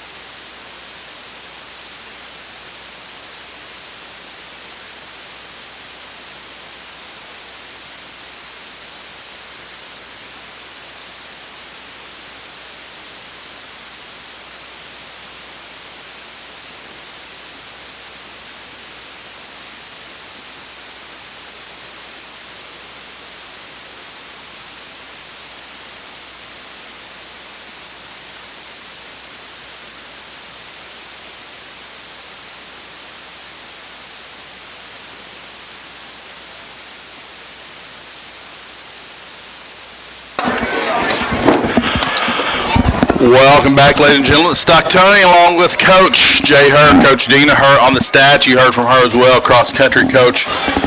Huge regional meet tomorrow. Right now, the Hornets in command of this 21-6 after a half. We'll get you some stats right now for the Hornets. Through the first half, rushing, Devin Alderson, 5 rushes, 57 yards, 1 rushing touchdown, 1 touchdown on special teams. That makes 2 for the year for him on special teams. 1 kick return tonight. It was a punt block return. Huge play for Devin. Mason Estes, 4 rushes for 30. Mikey Bennett, 5 rushes for 14. And Wyatt Bly had a rush. Now, can I interrupt? I think Devin has both rushing touchdowns and the special teams touchdowns. Okay, yes, he does. He has 3 touchdowns. He's got them all. My bad. That's the thing. You're looking at like Luke Meadows and that whole defensive line for player of the game. Yeah. At least at halftime. Devin Alderson has 3 touchdowns. You mentioned, too, you talk about his stat line not looking great yardage-wise, but some of those rushes, 2-yard, 4-yard rushes that were snuffed out that he made positive yardage. He's running really hard out there. Passing, Mason Estes has the 1 completion, but it was a huge one on an out to Wyatt Bly for first down on 4th down. Receiving them, I let the cat out of the bag. That's Wyatt Bly, 1 reception for 10 yards. Kicking, give Keegan Williams the credit. First of all, started out with an onside kick. The Hornets recovered. Also has put in 3 Edmonton Hometown Jewelers extra points out of 3. CT Brandstetter, 2 punts on his first attempts tonight for an average of 26 yards. And defense, you mentioned Luke Meadows. We'll get to him in a moment. Hunter Fox with a tackle. Carson Brown with a tackle. Tyler Bibbert is having a huge night, has 4.5 tackles. Tyler Neal with 1. Mason Estes a tackle and a half. Tanner Jesse a tackle and a half. Rudy Wisdom a tackle and a half. Chris Shaw 1 tackle. Mikey Bennett with 3.5 tackles. Braden Neal with a tackle. And Luke Meadows 2.5 tackles and 3 sacks of the quarterback. And 3 tackles for loss in a row. I'm not sure I've ever seen that in that fashion. Just took over that one series where Greene County had it 2nd and 2 and ended up losing how much yardage? Yeah, they went 15 yards back in 3 plays. Went all the way from the 33 back to the 48. And at that time, it was 7-6. And so you're thinking, oh, Greene County, they're heading towards the end zone, about to punch it in. And instead, they went backwards. They turned it over on downs. Eventually, you get the block punt after a little. And again, go back. We had it 4th down towards midfield. And Coach L.J. wisely decides to punt, changes the field. We get the chop block penalty, puts Greene County back. They're forced to punt. Mikey Bennett with the big block. Yes. Huge. Devin Alderson scoops and scores. And then another Devin Alderson run. It's 21-6. And I have to tell you, you don't know what's going to happen. It's just a 2-score game. Greene County's undefeated. This is a good team that we're playing, so they're going to put up a fight for sure. But I can't imagine a better first half for the Hornets. Could not have scripted it any better from the get-go. You get that onside kick, you take it, you could put it into a 4th and mid-range situation, about 4th and 2, 4th and 3. Kind of unexpectedly, with an out pattern here, not running it. The only pass that's been complete, out of 3, by the way. But such a well-thrown pass from Mason Estes and such a nice catch for Wyatt Bly to continue that drive. Devin Alderson bounces one out for a touchdown. And then, you mentioned 7-6 is your score. Then the Metcalfe County defensive line just starts taking over this game. Sure did. It's 21-6 right now. The halftime show brought to you by Glass & Thompson Insurance. We're at about the 2:15 mark, so if you need to go hit the restroom or get you a quick drink of water, do that. We're going to take another 90 seconds. When we come back, we'll have second half action. You're listening home for Hornet Sports and the KY Sports Guys, 99.1 The Hoss.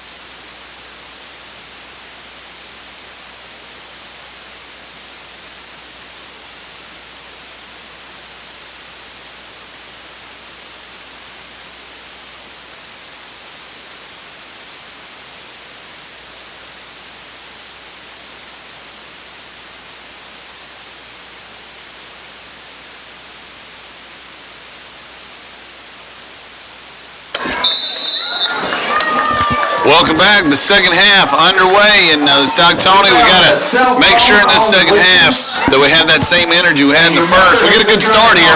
Greene County tried an onside kick, but it never went 10 yards. Smartly, we've been so intelligent tonight. We didn't touch it, and it rolls out of bounds. Yeah, the Hornets up there at the 50-yard line at the 10-yard mark and just watch it roll harmlessly out of bounds, and they're going to get some great field position on this one all the way up to the Greene County 44. If you were tuning in for Hornet Football 101 at half, we'll play that one next week about officiating. And there's an offside. So don't worry, we'll have that next week. First down and 10. First and 10 from the 44. Looking forward to that first play of the third quarter. Handoff. Alderson gets outside. Great block. Inside the 40. Cut back towards the 30. Still on his feet. Inside the 30 to the 28. And I didn't catch who made that block, but man, what a crushing blow. Big number 70 on that block, Hunter Fox. Kind of got outside. He saw Devin cut around him. He just turns, and the defender coming and made a nice block, give Devin some extra yardage. And that's a South Central make first down, by the way, from Devin Alderson, who's running so well here tonight. Gain of 16 on the play takes it from the 44 to the 28. Hornets up 21-6 to start the third. And looking for more right here. Again, that big offensive line getting it done. Tanner Jesse leads them to the line. Has Hunter Fox and Luke Meadows to his left. To his right, Chris Shaw and Jay Club. Great angle here to watch some blocking. Estes is going to keep it. That's a good read there. He's tackled from behind, but he gets it to the 25. Nice run, and if you watch that, that's an extremely intricate blocking. We had down blocking to the left from the right side, and the guys on the left side pulling around to lead that one. That's some highly skilled blocking from this Hornet offensive line. Mason Estes gets 4 yards on the play, 2nd and 6, 11 and a half to go, 11:25 exactly on the clock. The clock is stopped right now. I'm not sure if it's running and we just don't see it or what. But it's 2nd and 6 regardless. Estes asks for the football and he has it. Handoff Alderson. Gets a couple of yards again, kind of spun down but forward. Gets maybe to the 23, perhaps the 22. Good defensive play to fight off the block for Greene County, and your suspicions are correct. The clock is moving. It is paused and frozen on this chilly night here on the hill. That will happen. Third down and 4. And so a gain of a couple there. You got apologize. Got 2 chances to get this stuff. You do. It's 3rd and 4, football at about the 22-yard line. Just underway in the third. It's 21-6. Hornets have a 15-point advantage. You said it best. 2 or 3 here is okay. Estes, handoff, Mikey Bennett, spin move, flag flies, and so this one's coming back. Maybe another chop block, could be a hold. That one's thrown from the referee, not the umpire, so we'll see. He's going to call the hold. That's going to move it back, and that's going to be a long third down. Now, you still feel like you've got 2 chances, but makes it a lot tougher for the Hornets on this one. Am I right that Mikey Bennett had it? Yeah, it looked like he had it. We've had a little bit of trouble with the spotting of them all tonight, Coach, but I think he had that one.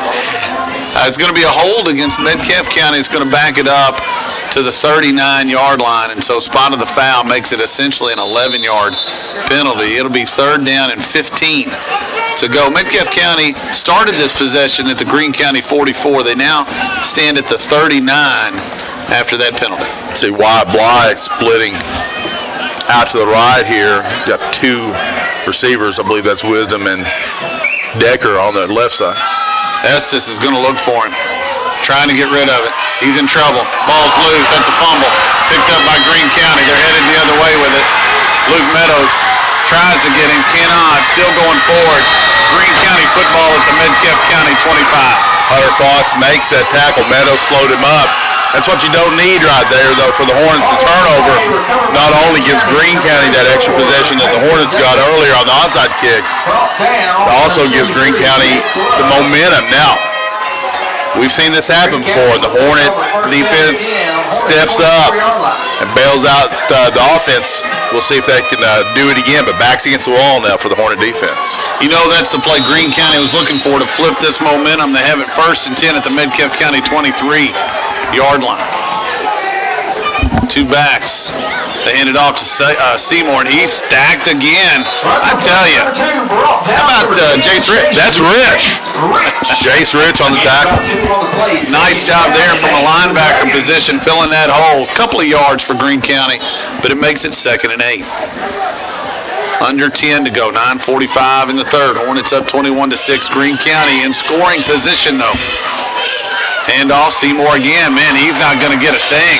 I believe that's Meadows in there. Also, he had to cut that one back because Tanner Jesse was there. They do give him a yard, the nose of the football at the 20. That may have been Vibbert on that one instead of Meadows. Excuse me. And so right now it's 3rd and a long 6. Football has to get between the 14 and the 13 for a first down. Obviously, 2-down territory for Greene County. Greene County looks, they were getting up there to the line, but they're in no huge hurry themselves. 3rd and 6, football at the 20. Greene County looking to cut into this Metcalfe County lead. Handoff goes to number 8. He's stacked up, and good job maintaining that tackle as the big guy Houchins tried to get away, but he'll be short by a couple of yards. I believe that Rich again and Bibbert made the initial contact. Rich and Neal came in and cleaned it up, and a huge 4th down right here. Does Greene County just turn and hand it off to the big back? Got to watch your quarterback here too. We've seen him run. He's quick, and he kind of gets in behind that big offensive line, so keep an eye on him. 4th and 3 from the 17. It is a quarterback draw, and they stack him up. I think he's short. It's going to be so close. Neal as well as Rich, I believe, on that one. We'll see. Gain of 3 on the play. They're going to move the sticks. No measurement or anything. I thought we stacked him up. But the spot goes Greene County's way. 1st and 10 from the 13. 21-6 is your score. Metcalfe up 15. 8:15 to go in the third quarter. Ferguson now rolls to his right. Finds a hole. He has some space this time inside the 5. Rich again on that tackle. He's having a nice second half here with those tackles. Ferguson showed you his quickness. He goes out and cuts that one back up quickly for a nice gain. 1st and goal from the 3. Looks like we have a bit of a pause. I don't know what they're trying to do there officiating-wise. I believe they're going to say it's a tad short. They're going to have 2nd and a short 1. Okay, thank you very much. 7:45 as the clock continues to run, and now the clock will stop for a measurement. It's a matter of 1 down, you would think. 2nd and 1. Not that much different than 1st and goal, but it is. I mean, it is 1 down. Every yard and every down this makes a special. difference. This game's battle of yardage. Now, this is where you're going to miss on a goal-line situation. Even more, you're going to miss big Will Shirley with his over 300 pounds of strength and speed in there. Sure. It's going to be short. And it's a point that's well stated. Will can really clog up the middle of that line. And look, the guys that we have, we're going to have to try to get it done. It's 2nd and about a foot. They've been huge tonight. And Tyler Vibbert jumping in there, filling in. Those guys have been great. Tanner Jesse and obviously Meadows and Fox. 7:44 to go. Clock continues to run now. In the third quarter, 21-6, Metcalfe County has the lead, but Greene County knocking on the door. Ferguson, quarterback keeper, he'll have the first down. Flag flies and a Greene County helmet comes off. I assume that's bad. Yeah, my guess is, and I think that's Meadows who had the helmet, probably pulling anything he could in that scrum, and that happened to be the helmet of one Tyler Ferguson. Trying for the football. Zach Ferguson, excuse me. Yeah, trying for the football, didn't get it. Look, it was going to be a first down anyway, and this penalty will cost them like a foot. It's going to be 1st and goal from the 1-foot line. Half the distance to the goal.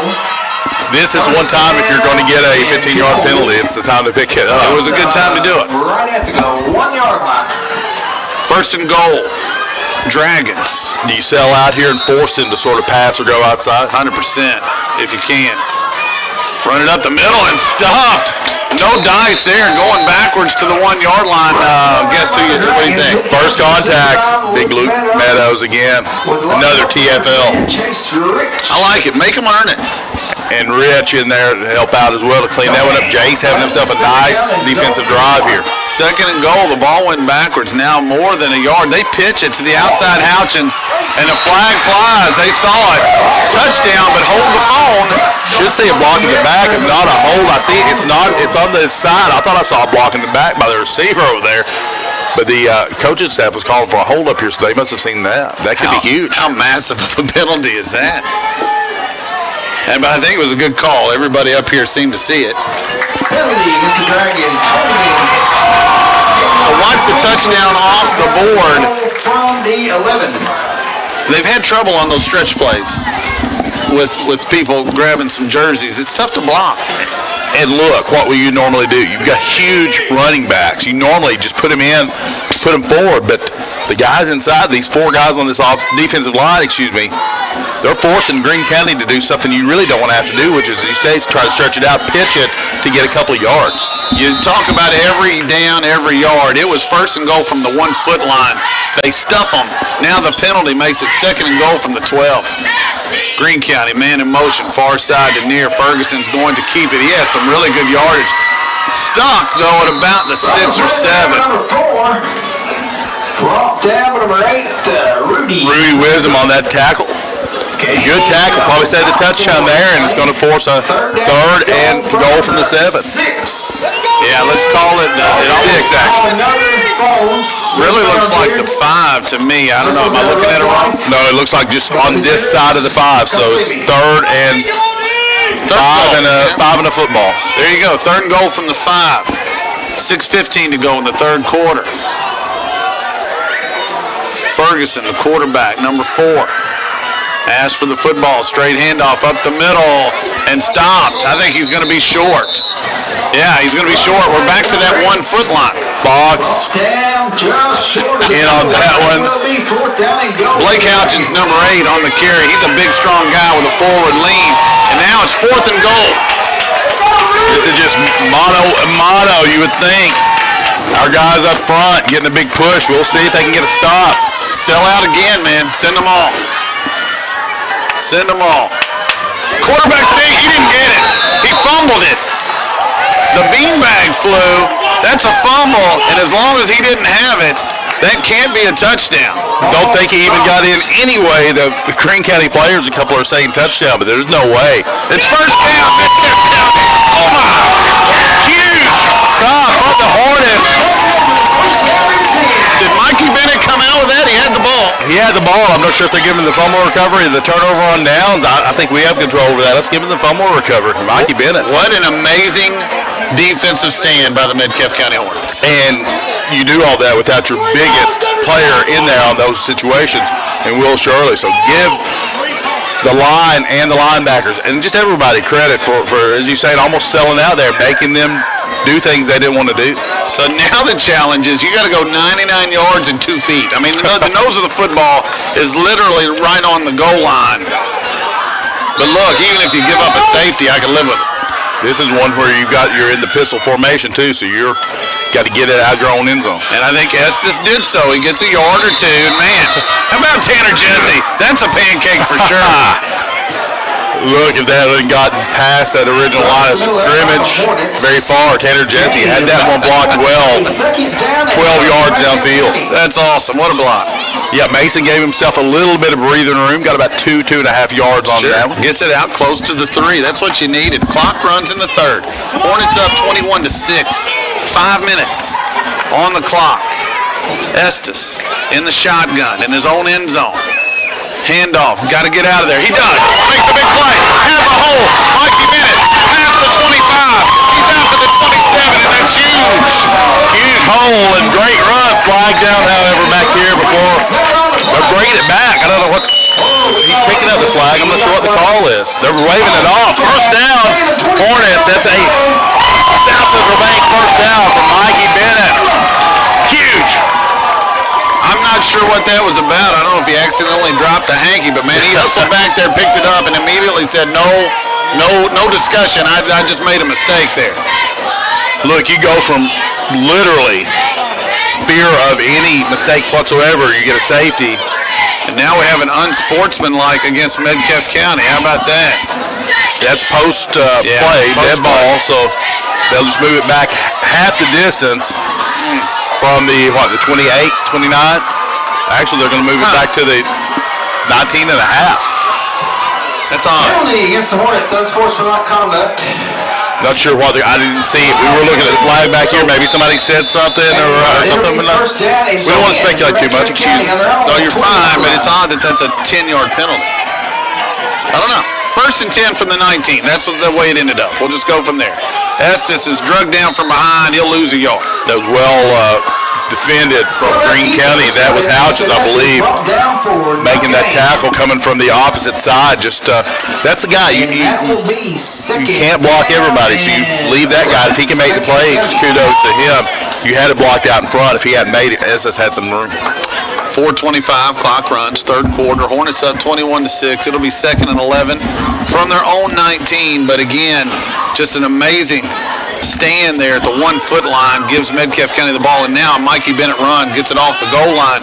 Anything else on this drive is just gravy. 2nd and 11. Estes has the football, handoff.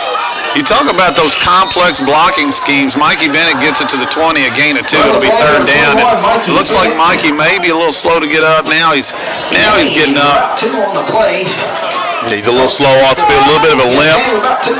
Yeah, Hunter Fox coming over, pulling there, leading that. He saw that big number 70 coming right through that hole looking for somebody to hit. So Jake Love and Hunter Fox and Tanner Jesse, Luke Meadows, I'm missing somebody, Chris Shaw. Those guys are doing some things. If you're a football connoisseur and you're watching it on Hornet News Network, big thanks to Randy Lee and Brody Hurt. Watch that action inside. It's a lot of fun. It's 3rd down and 9. Football at the 21-yard line. Man in motion is Wyatt Bly. Just a straight pitch. Trying to get Alderson outside. Tries to read his block. He goes one way, but the Greene County defender gets him at about the 23. Okay, now we've seen C.T. Branstad with a couple of punts. We're going to see him with his 3rd of the night. Kind of backed up against his own goal line a bit. But as you said, as long as we can get this ball out of there, we've dodged a huge bullet. A fumble recovery taken all the way back to the Metcalfe County 23, set Greene County up in grand position. But then a huge goal line stand gave Metcalfe County the ball back. Right now, the football out to the 23. Timeout, Greene County. Greene County having some trouble with personnel, has to burn a timeout in a game where you're down 2 touchdowns and the clock's running a lot. That's huge. That's great for us. 3:14 to go in the 3rd. Hornets about to punt it away. Up 21-6. Let's take a 30-second break. You're listening to your home for Hornet Sports and the KY Sports Guys. 99.1 The Hoss.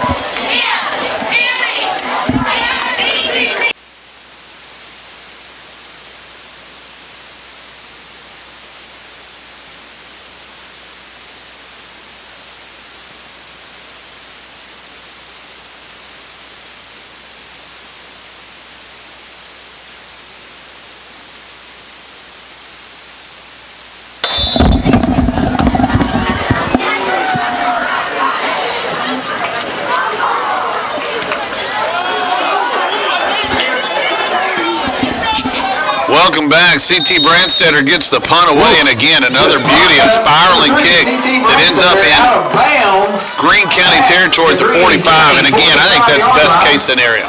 Yeah, that's about all you can hope for when you're backed up against your own goal line defending it, and then you get the ball standing inside your own end zone on the first snap. Just a reminder, you're now making Greene County use more time. Already late into this 3rd quarter, 3:05 to go, and they're on their own side of the field as well. We just traded 55 yards of field position to the good for us. That's great. Now a little reverse and a flip. Number 20 has it. Has a little bit of room, but Mason Estes is out there. Mason has done a great job. That's a play Greene County wanted to go for big yardage. Instead, it gets about 3. Yeah, that's a bunch of do for 3 yards. And attribute that to Mason Estes. We had the line chase and well blocked, though, for Greene County. And Mason Estes roaming across the field. Just had that one read completely, and probably go back again to something you watched on film this week. Number 20, Logan Slinker, ended up with the football, but he only gets about 3 yards. 2.5 to go in the 3rd. 2nd and 7, this time up the middle to the 50. And that Metcalfe County defense, our boys have been really strong. That was Mikey Bennett on that tackle, had him down low. Going to bring up 3rd and 5. Right at midfield. Look, you can't have it split anymore. 45, midfield. It's right at there. Right between. It's almost like a kick going through a goalpost. Stalemate. It's a stalemate. For the Dragons. I like kick going through the goalpost is good too. 3rd and 5. Under 2 minutes to go in the 3rd. Greene County sends a man in motion. Handoff. Just a pretty simple run and play. Mikey Bennett finds the man and tackles him after a gain of 3. It'll be 4th down again. Yeah, 4th down and 1. Mikey Bennett on the tackle. Clock continues to run at 1:35 in this 3rd quarter. So 4th and long 1, I think, here. This will be time. If I'm Greene County, I'm thinking maybe play action. I've seen Ferguson throw the ball in warm-ups. We've just not seen him do it here. The Hornets can't sell out on this one like they could earlier when they were up against their own goal line. 4th and a yard and a half from the 42. Ferguson hands it off. Number 3 has it. He leans forward. He's going to have the 1st down. And so that is Kelson McKinney. We haven't really seen a lot out of McKinney tonight. No, and he's their 3rd leading rusher, their 3rd leading running back rusher. But you mentioned that's the first time I believe we've called his name. He's over almost 600 yards on the year rushing. Football's at the 43-yard line. I said the 42. I said they had it at the 47. My fault there. The football's at the 43 in Metcalfe County territory. Houchin sweeping to his right. That should be another hold. I don't know if the flag flew or not. If not, it's going to be a nice gain. Houchin's close to the 1st down, probably a couple of yards short. I think he's going to be a little short. Tanner Jesse over there had to fight off not only a block but a hold. No call, as you mentioned. So it's about a 7-yard gain. 53.2 seconds. The clock did stop. Houchins went out of bounds. We're in the 3rd quarter. Metcalfe County leads at 21-6. Greene County has the football, though. Marching it down the field, 2nd and short.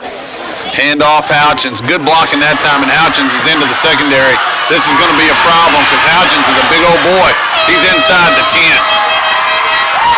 Got Bly and Thurman. This one Thurman and Bly in on that tackle. It's going to be a huge gain for Houchins, though. That's one of those big plays that Greene County has got a couple of here tonight. So be right outside the 10 and maybe 1st and goal. 35 seconds left. Clock continues to wind. Greene County in the red zone at the 10, 1st and goal. Ferguson looks to the sidelines. We're at 25 seconds in the 3rd quarter. Hornets up 21-6. Greene County hoping to change it. They get it outside. Number 2 grabbing the jersey was a Metcalfe defender, and that's good because he saved perhaps a touchdown. Instead, a gain of about 4. I believe that also is Thurman in on that tackle. That's going to take us to the end of the 3rd quarter. There you go. When we come back, it'll be the 4th and final quarter. Hornets up 21-6. It'll be 2nd and goal from about the 7-yard line, it looks like to me. Let's take a 30-second break. You're listening here home for Hornet Sports and the KY Sports Guys, 99.1 The Hoss.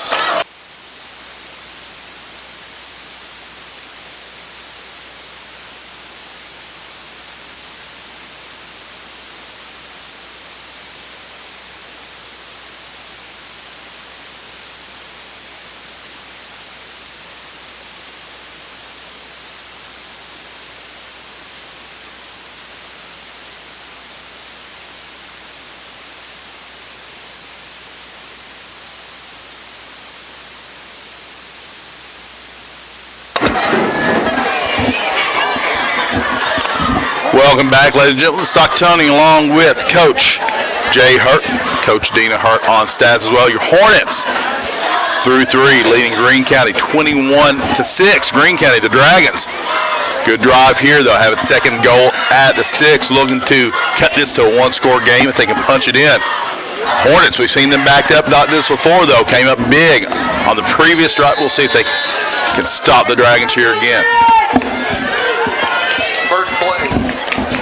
First play of the 4th quarter. They're going to pitch it to the right side. Big hole. Houchins, he's close. I think he might be in. They're going to get him down at the 1-yard line. It'll be 3rd and goal. Trying to see what Hornet got up there to stopped that one. That's Mason Estes prevented Houchins getting in. Now we have a 3rd and 1. We've seen the Hornets do this before. They know how to do it. You can't do this. You can't do this every time. I mean, it's tough. But we'll see what the Hornets can muster up here. 3rd to yard this time. 11:30 to go in the game. 21-6 Hornets. Handoff and in the end zone that time. It is a touchdown for Greene County. Is that Houchins? It is. Number 8, Blake Houchins gets in for the Dragons. It's 21-12.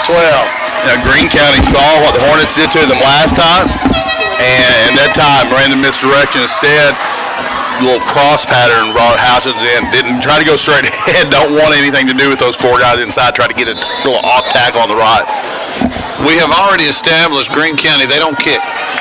And so this is a nice, important 2-point conversion here. If you stop them, it's a 2-possession game still. And it's almost like the touchdown doesn't even matter. They just hand it straight ahead. I don't think that's going to do it. Didn't get in. Big stop. Metcalfe County. A lot of guys came to help, but Hunter Fox made the initial contact, got the runner around the waist, and just dragged him back. As you mentioned, huge 2-score game still without kicking. That means 2 touchdowns. Ostensibly, Greene County must score here with 11:23 to go in the game. And so here's what you're looking at. They don't kick. So we can assume no field goals, right? Mm-hmm. And so at this point, barring some sort of crazy safety or something like that, it's almost like they didn't score the touchdown. Because it didn't matter at that point. It's a 9-point game. You're up 2 possessions just like you were before. Yeah, and just to the folks out in the desert, I think it's the only ones that are paying attention to that one. That's right. Hey, and I think those folks learned a lot from that Kentucky-Georgia game. So, yeah, never count your chickens. It's a little homage to Mr. Brenton Musburger there. No doubt, no doubt. 11:23 to go. We're going to keep it right here. Metcalfe County looking to get the football back. It's 21-12 now. Again, 4th quarter. Now, last time Greene County kicked off, we saw an onside kick. Time before that, we saw a little pop-up pooch kick. The Hornets smartly defended the pooch kick well with the fair catch. We'll see. Looks like maybe he's got it down for an onside kick here. Yeah, the way it's teed up, that's the way it's coming. We just got to make sure we handle it. Last time we did a great job with it. This one's kicked really hard down the middle of the field. At the 30-yard line, Alderson's going to have a chance. Heads towards the 40, and he's down at the 42. So that worked out well for the Hornets. Yeah, that was an interesting kick. I guess he's maybe aiming at somebody and just missed him. He's trying to kick it off one of our up men and get to carry him. But that time just goes straight through to the guy we wanted to have the ball to begin with, Devin Alderson. He has a nice run back. Good field position for the Hornets. You don't want to get too conservative here. You definitely don't want to play not to lose, but you've got to hold on to the ball. First and foremost, take care of the ball. No doubt, 11-17 to go in the game. You're up 2 possessions. It's 21-12, a 9-point lead for Metcalfe County. We have the football at our own 42, going right to left on your radio dial. Appreciate everybody out there listening and watching. Estes has the football. Going to throw it over here to wide blind. This one's set up well. The wide receiver screen. He's loose. 40, 30, 20. Can they catch it? 10, 5. I don't know. What are we going to say? I think he's in. The pylon's down. What are they going to say? I believe they're going to call him just short. Oh, my. Look like Tanner Jesse. Tanner Jesse. The pylon's down.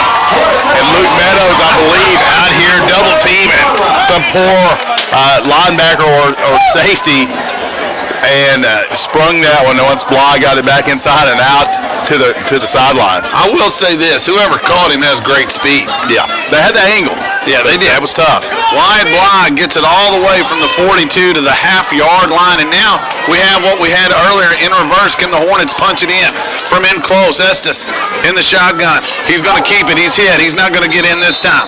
It'll be 2nd and goal from the 1. That was well played by Greene County, I believe. It's a little hard to see, as you mentioned, their uniforms, but I believe that was Gray, and he's their tackles for loss leader. Now, so I don't come want in there and anticipate how like Meadows does. He's good. Clock runs, by the way, 10:40, so everything's looking great for us right now. Got to punch this one in from the 1-yard line. Got 3 more chances at it. I don't want to get ahead of myself. But if you do and make it 27-12, do you go for 2? Because then at 29-12, that's 3 possessions, and man, the game's over, basically. I don't know. I'm just asking. Whatever coach decides. Estes got to score first. Handoff, Alderson trying to get to the outside. That's trouble. I'm not sure that he didn't lose a yard. Back to the 2. Greene County says they have it. Official quickly pointing to the ground, though, saying Alderson was down. And that was right. You don't see a huge uproar over there, so that was a good call. Hey, it doesn't hurt to try. Give them credit. But right now, the only thing you can do that's really bad is to lose the ball. That's it. Even if you don't score here, they're started. Possession game and 98 yards to go. It's fine, but you can't really bounce it outside in this scenario. You got to blow people off the line and go forward. I like the substitution here. You're bringing in C.T. Branstetter. He's a bruiser. Not had to carry tonight, but I can almost bet you he's going to get in behind this big old line, maybe Jace Rich, too. I was going to mention Jace Rich in there to block. I'm sure Estes hands it to Branstetter. Branstetter's moving forward. Estes is helping him. Branstetter, I think he's in. It doesn't look like anybody's moving that way, so they're going to mark him at the 1. Been having some trouble with these spots here tonight. Now, we talked last week on Stockton's Hornet Football 101 about the different quarterback alignments. This is one time where maybe not being able to go up under center hurts because you couldn't do the quarterback sneak nearly as well. Look, go at it again. If you don't get it, you're up 2 scores, 9 minutes to go in this game. It'll be under that when they snap the football. I think Metcalfe County might be looking to call a timeout. Yeah, you get it down here, find your best, probably run and play. I would be surprised, even though play action would be decent. You just take a chance on doing something, giving Greene County a chance to run one back. We'll see. It's going to be an interesting call. Timeout on the field. Let's keep it right here if you don't care, and we'll thank all of our wonderful sponsors. Want to thank them all, as you say, Subway of Edmonton, SCRTC, Daisy Mays Restaurant, Kentucky Farm Bureau with Tarina Horton, Metcalfe Drugs, Judge Executive Harold Stilts, Mayor Doug Smith, the MC Shirt Shop, Miller Family Dentistry, Ma's Deli, South Central Bank, Kingsford Charcoal, Edmonton Hometown Jewelers, Roadside Barbecue, Glass & Thompson Insurance, Edmonton State Bank, Main Street Barbershop, and Brookshire Construction. Stay tuned when this one's over. We'll have the Miller Family Dentistry postgame show and quite a few Hornets actually vying for the Brookshire Construction player of the game. I can't imagine any way that you give it to, just one guy. I mean, Luke Meadows has been great. Tyler Vibbert's been great. The defensive line's been great. The offensive line's been great. Devin Alderson's been great. Mikey Bennett had a blocked punt that's been huge. I don't know. 4th and a yard. 4th and goal. 21-12, Hornets up 9, trying to make it 15 with this touchdown. Estes in the shotgun, actually the pistol, Bennett behind him. We got a whistle now. What do we got? Timeout on the officials. Not sure what's going on. Not sure if the Hornets, did Decker come on late? An official timeout. If he did, that'd be huge, because if you have some sort of illegal substitution, then you got a problem. Yep, there's the flag. We were late getting a guy on the field, so we broke the huddle and then ran a guy out on late. Substitution against the Hornets. So we'll see. Oh, that's just a killer, because now you're looking at 4th and goal from the 6. So you're still going to go for it, a field goal, even if Keegan Williams can make it. It's not a whole lot of help against a team who doesn't kick. So what you don't want to do, Daniel Bragg is the eternal optimist, by the way. You don't want to, if you do pass here, you don't want to give Greene County green ahead by throwing something where they can run it back for a touchdown. That would be the only disaster play here. I agree. Turnovers. I agree. 8:44 to go in the game. Hornets up 9. 4th and goal from the 6 now. Man in motion is Blah. He takes the pitch. He's going to throw it back. I love it. Got Estes out there. He's got a touchdown. It's touchdown. Metcalfe County.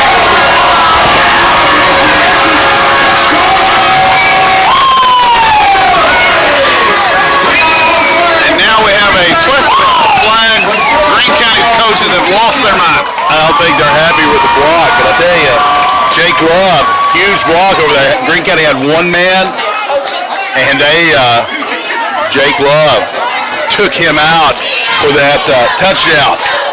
That big Tarina Horton touchdown. We're going to have Keegan Williams on, I think, to attempt Edmonton Hometown Jewelers extra point. Okay, it's 27-12 right now. We have an unsportsmanlike conduct penalty against Greene County, a sideline warning against Greene County. And I would be shocked if somebody somebody wasn't ejected. Probably not, but it certainly could have been. They just absolutely lost it. Now, I don't know if they had an argument or not, but it's important to try to keep your cool, folks. Yeah, if you lose, if you can keep your head while all about you're losing there. Blame it on you, or if you can say the line right. Rudyard Kipling, yeah, Rudyard Kipling. So, 27-12, 8:16 to go, 15-point advantage, Metcalfe County. The touchdown is a pass from White Bly, the wide receiver, to the quarterback, Mason Estes, and it was well designed. Look, all of Greene County was running after White Bly. Yeah. So you can cry about the block if you want. That was set up nicely. Keegan Williams, PAT, and it is good again. Another effort to the hometown Jewelers, extra point, 4 for 4. First night with the foot, Keegan Williams. I love it. 28-12. Let's take a 30-second break. You're listening home for Hornet Sports and the KY Sports Guys. 99 won the Hoss.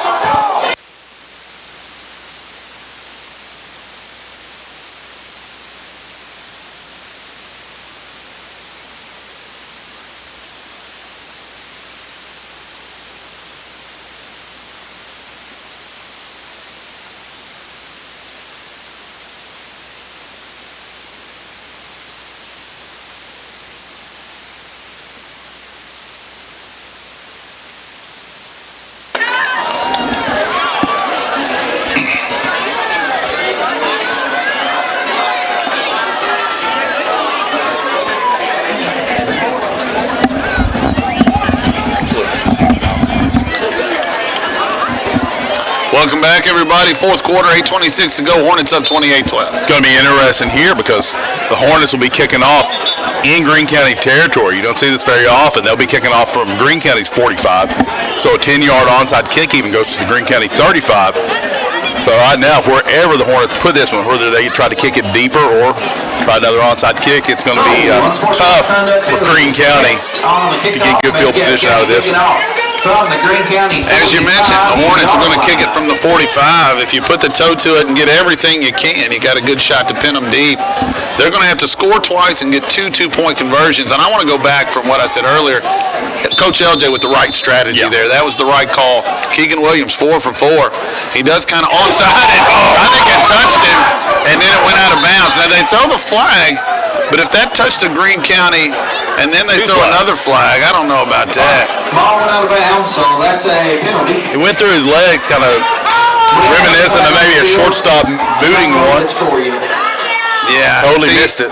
If he totally missed it, then the flag is correct. If he touched it in some way, then it's not. But then I think they might have a late hit against the Hornets here. We'll see. That would be one way Greene County could get decent field position. I guess I stand corrected. Then you go from the 30 to the 45 and maybe add 5 more for being out of bounds, and then it's at the 50. And you're basically back where you usually start with 8:22 to go. Let's see what the end result is. It's gotten a little chippy here. Look, Greene County, Metcalfe County, do you expect anything else? No, you want a good, clean, hard-fought battle. You don't want anything, extracurricular. And a personal foul on the Hornets. With the Hornets, though, you can say what you want. They hit hard. They play till the whistle. Sometimes the official just doesn't see it that way. Yeah, I didn't see anything malicious there, really. And you're trying to knock a guy kind of away from the ball. It's an onside kick opportunity, so they should get it from the 35. Then you add 15, and then it should be at the 50 if my math is correct. But we're 2 English teachers, so. True that. Keep in mind, Greene County's already burned a timeout in this half. That could come into play as well. 28-12, a 2-possession game. This for the district championship in the regular season, which means a lot. Look, the playoffs are important. You want to win it in the playoffs. But last year, the Hornets came up short in the regular season, but then beat Edmondson to win the district in the playoffs. But man, it'd be nice to go 4-0 in the regular season. Look at you with your abacus pulled out and get it exactly right. First and 10 from the 50. Houchin sweeps to his left, has a big hole. Estes pulls him down. See if a flag flies there. A little bit of a horse collar, but maybe he got his hand off of it. I think he was engaged on that. Mason Estes again may have saved the touchdown. Houchins quickly out to that corner, well blocked out, and that's Greene County really needed that, a quick strike early in this drive. Trying to hustle Tyler Neal off. He didn't get off, and so trying to get off the field. And that's going to be a 5-yard penalty as Greene County hustled to the line. 8:01 to go in the fourth.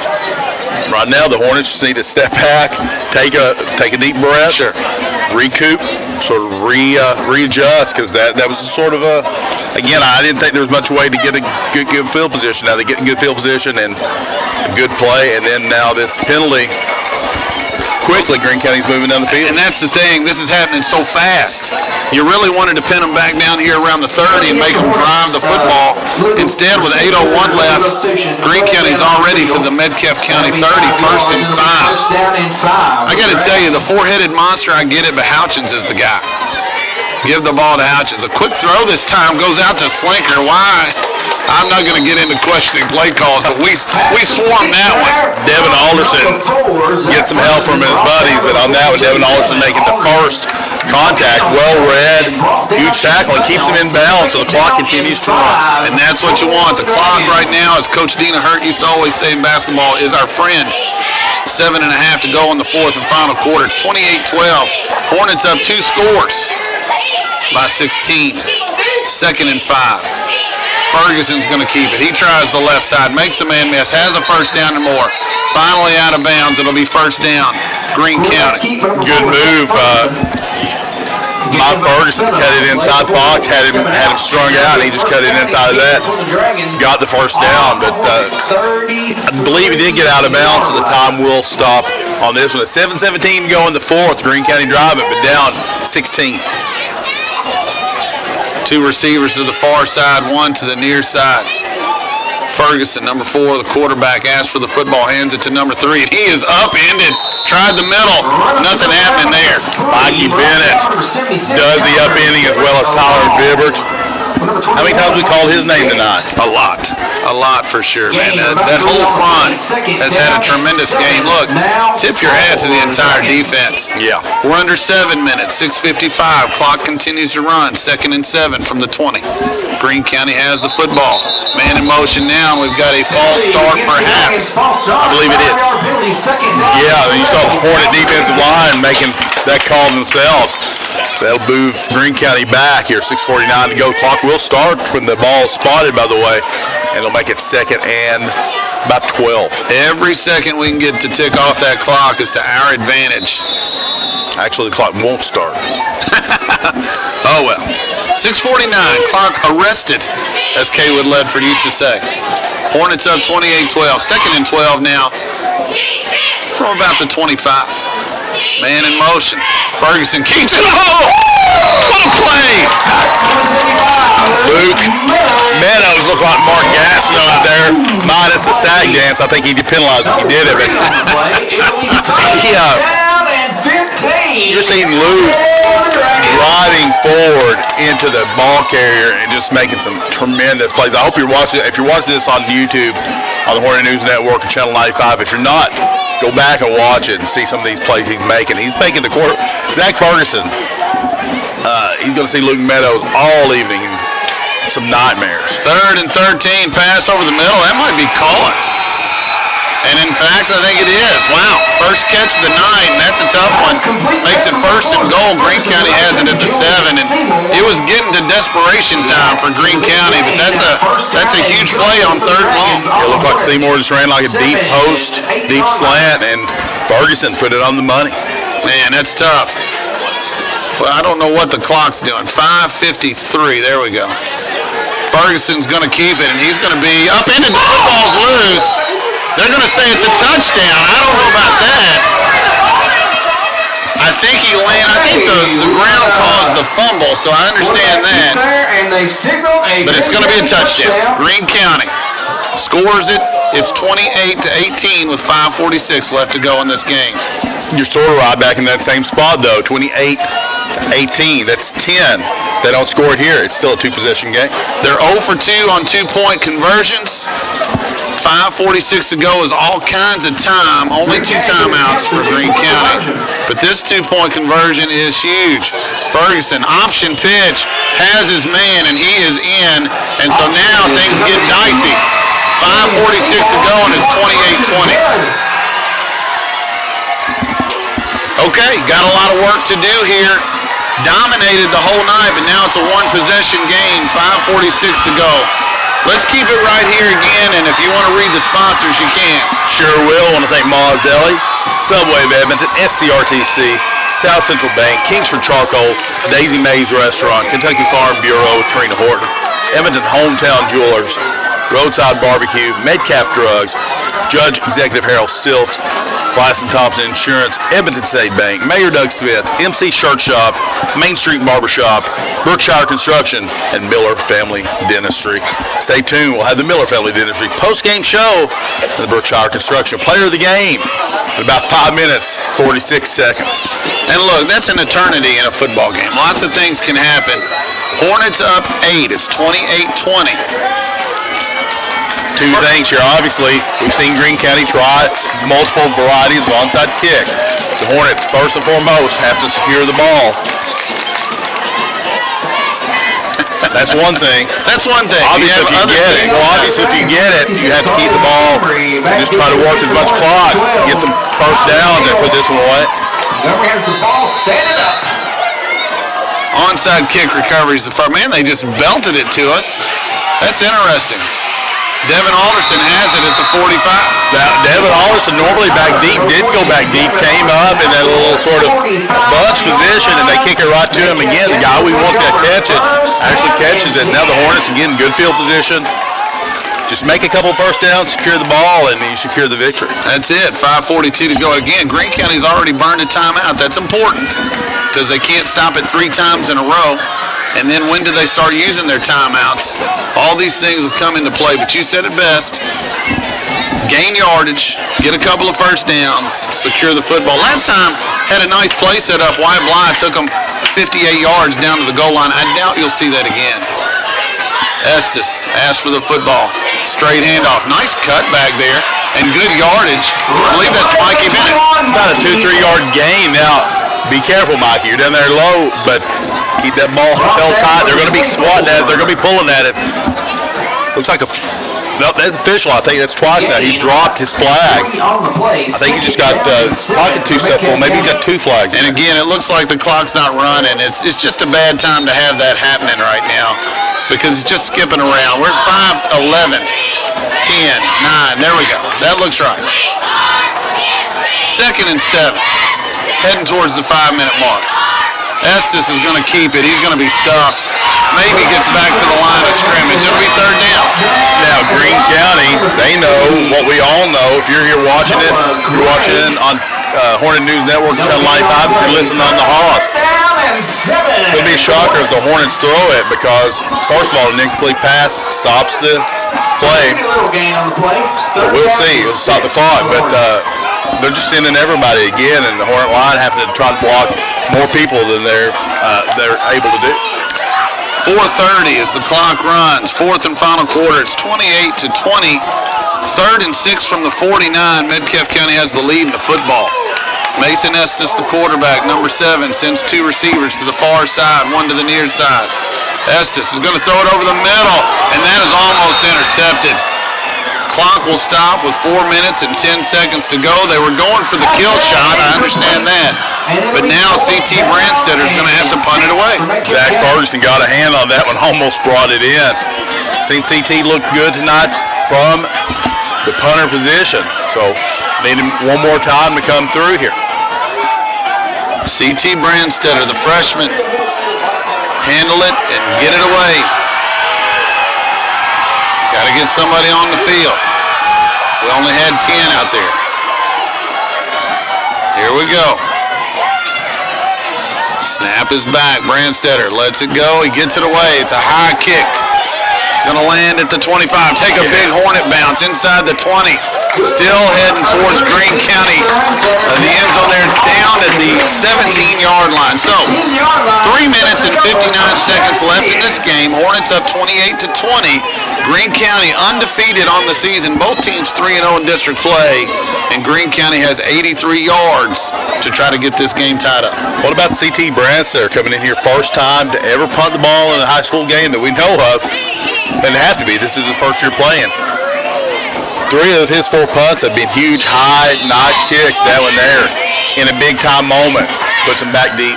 Unbelievable job from both the punt squad and the PAT squad. Ferguson gets it past the 20 to the 21, a gain of 4. Jesse on the tackle there. Clock continues to run. You said clock's your friend right now. You want to see those seconds ticking away. Second down, and let's say 5. They give him the 21 there. Now, I see Mikey Ben on the sideline. Looks like he had an equipment issue, but he's going to come back in, I think, next week. Quick pass gets out there to one of the backs. Does a good job of catching it and securing it. It'll be close to a first down, maybe short by about a half a yard. Hard to tell. A lot of Hornets over there. Estes Alderson in on that one. Bennett is coming back in along with Chris Shaw. Third down and 1. It's going to be third and short 1. 3:12 to go in the game. Third and a half a yard. Football at the 25. Ferguson's just going to keep it. He goes to his left. He'll have a first down and more. Man, that guy's fast. He's past the 40 and out of bounds. Near the 45. Yeah, you got to wonder. Ferguson hadn't been doing a whole lot of that so far. But his quickness showing. You mentioned the four-headed monster earlier. Right now, maybe pressure legs from the Greene County backfield because of so few carries from each of those backs. Ferguson looking fresh right there. 2:59 on the clock. Out of bounds, so it's stopped right now. Really, just getting stops more important than the clock at this point. Ferguson hands it off. Houchin stuffed originally. He's ridden out of bounds towards the 45. It'll be second down. I'll give credit, both crowds into it. That Greene County crew, they brought everybody. They're fired up. The whole community's over here, and they've gotten behind their crew. So has our Hornet crowd as well. But this is a good high school football game as far as atmosphere. Really is. Jace Rich, I believe, on that tackle. And a gain of about 3, but he did get out of bounds, so the clock stops. Greene County still holding on to those 2 timeouts. Second and 7. 2:50 to go. Again, clock stopped. Ferguson with a quick throw out there to Slinker. Slinker makes a man miss. He's knocked down at the 45 inside Metcalfe County territory. Another touchdown saving tackle for Mason Estes. When we start talking about player of the game, he's made some huge tackles out there in that secondary that's kept Greene County out of the end zone. Greene County's fired up, man. They've got some momentum, but our guys got to remember, we've got the 8-point lead right now. First and 10. Football at the 47 is where they marked it. Greene County has the football down 8. Ferguson going to keep it himself. Breaks a tackle. He's to the outside. Gets towards the first down. And again, they're running to the sideline, so they're saving those timeouts and getting out of bounds. Couldn't see who made that tackle for the Hornets over there. CT Brandstetter are going to come in. But good point. 2:35, clock is stopped. Greene County moving the ball down the field, not using much time. Greene County has the football at the 37. You said it, second and a yard, 2:35 to go. Just got to get a big stop.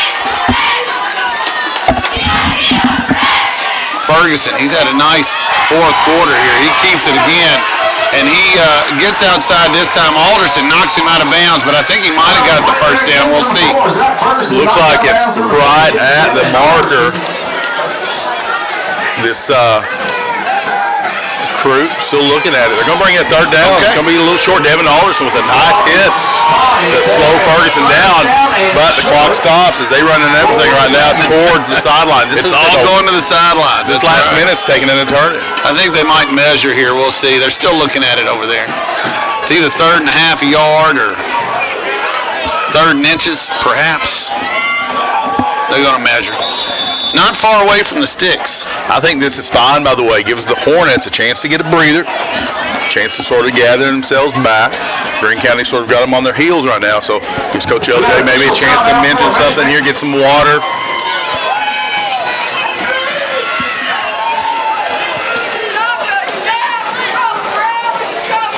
Looks like it's going to be a little short. The official bending over. Short a real small out. I think he may pull out the Jeans Territorial credit card. Down and just a little bit. Third and about an inch, perhaps.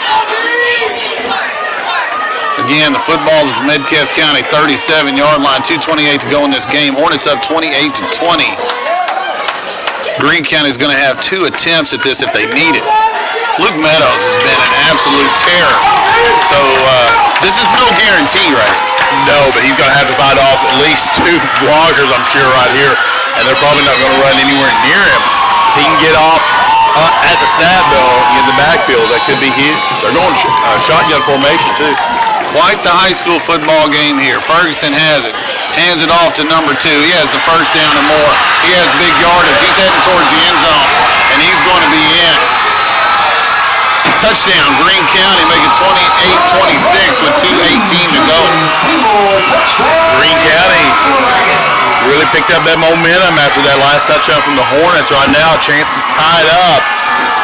This 2-point conversion, they've all been huge, but this one, obviously, at this moment, super huge for the Hornets. Greene County able to go 83 yards without the use of a timeout. Looks like Coach LJ is going to call one to kind of gather his group together and let them take a deep breath, like you said. Greene County's cut it to 2:18 to go in this game. 2-point conversion coming up. That last 2-point conversion, we saw something we haven't seen from Greene County all night. It worked really well. They ran that option. They got the back out, pitched it, and he got in relatively easily. We've not seen a whole lot of running up the middle. We've seen off tackle stuff, so we'll see what Greene County draws up. We'll see what Coach LJ's got for it. Is it too early now to say this is a big play? No, never too early. No, this is the play right here. This is the play. 2:18 to go in this game. 2-point conversion to tie it for Greene County. They come in undefeated at 8-0. Hornets 3-0 in the district, just like the Dragons under center. Ferguson, straight handoff. Houchins, he is not going to get there. Not even close. Hornets get the big stop. Yes, sir. They ran it at the left side over their left guard tackle. That's where Meadows is at, and just the guys, I couldn't see who got the tackle, but the guys just pushed him back, and you saw it early, just stoned him right there at the line. Sure did. They've stopped 3 of the 4 2-point conversions. Now, this game's a long way from over. Going to be an obvious onside kick right here, plus Greene County has the 2 timeouts. So first, like you said last time, got to make sure you recover the onside kick. When you do that, a first down wins it. It's pretty much that simple. Yeah, and the first down, again, assuming they burn their timeouts, assuming you take 3 downs to do it. Yeah, so you get your onside kick here and get a first down knowing, with Greene County knowing that they're probably coming at you with everything they've got. But you got your hands team out there, see Esses, Brandstetter, Rich, Wisdom, a lot of those guys, they're bringing it up. They're going to send Neil back a little in case they try some sort of pooch kick. Right now, the hands unit, no number, over 42, I believe, out there right now. Teeing it up a little more straight up and down. He's been laying it flat. Let's see what happens. Here, onside kick on its way. And they're offsides is where they are, and they just kicked it out of bounds. Now, we declined that. Well, but offsides, I think, kills it. Yeah, I think so, too. So that's a break for them. They're going to move the football back to the 35 and get a chance to do it again.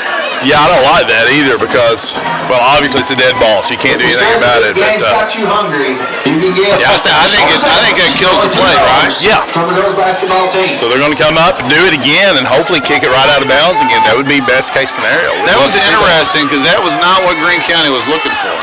Well, you coach so long, you can draw it up, and then they come out and you got to execute it as well. That time was not executed.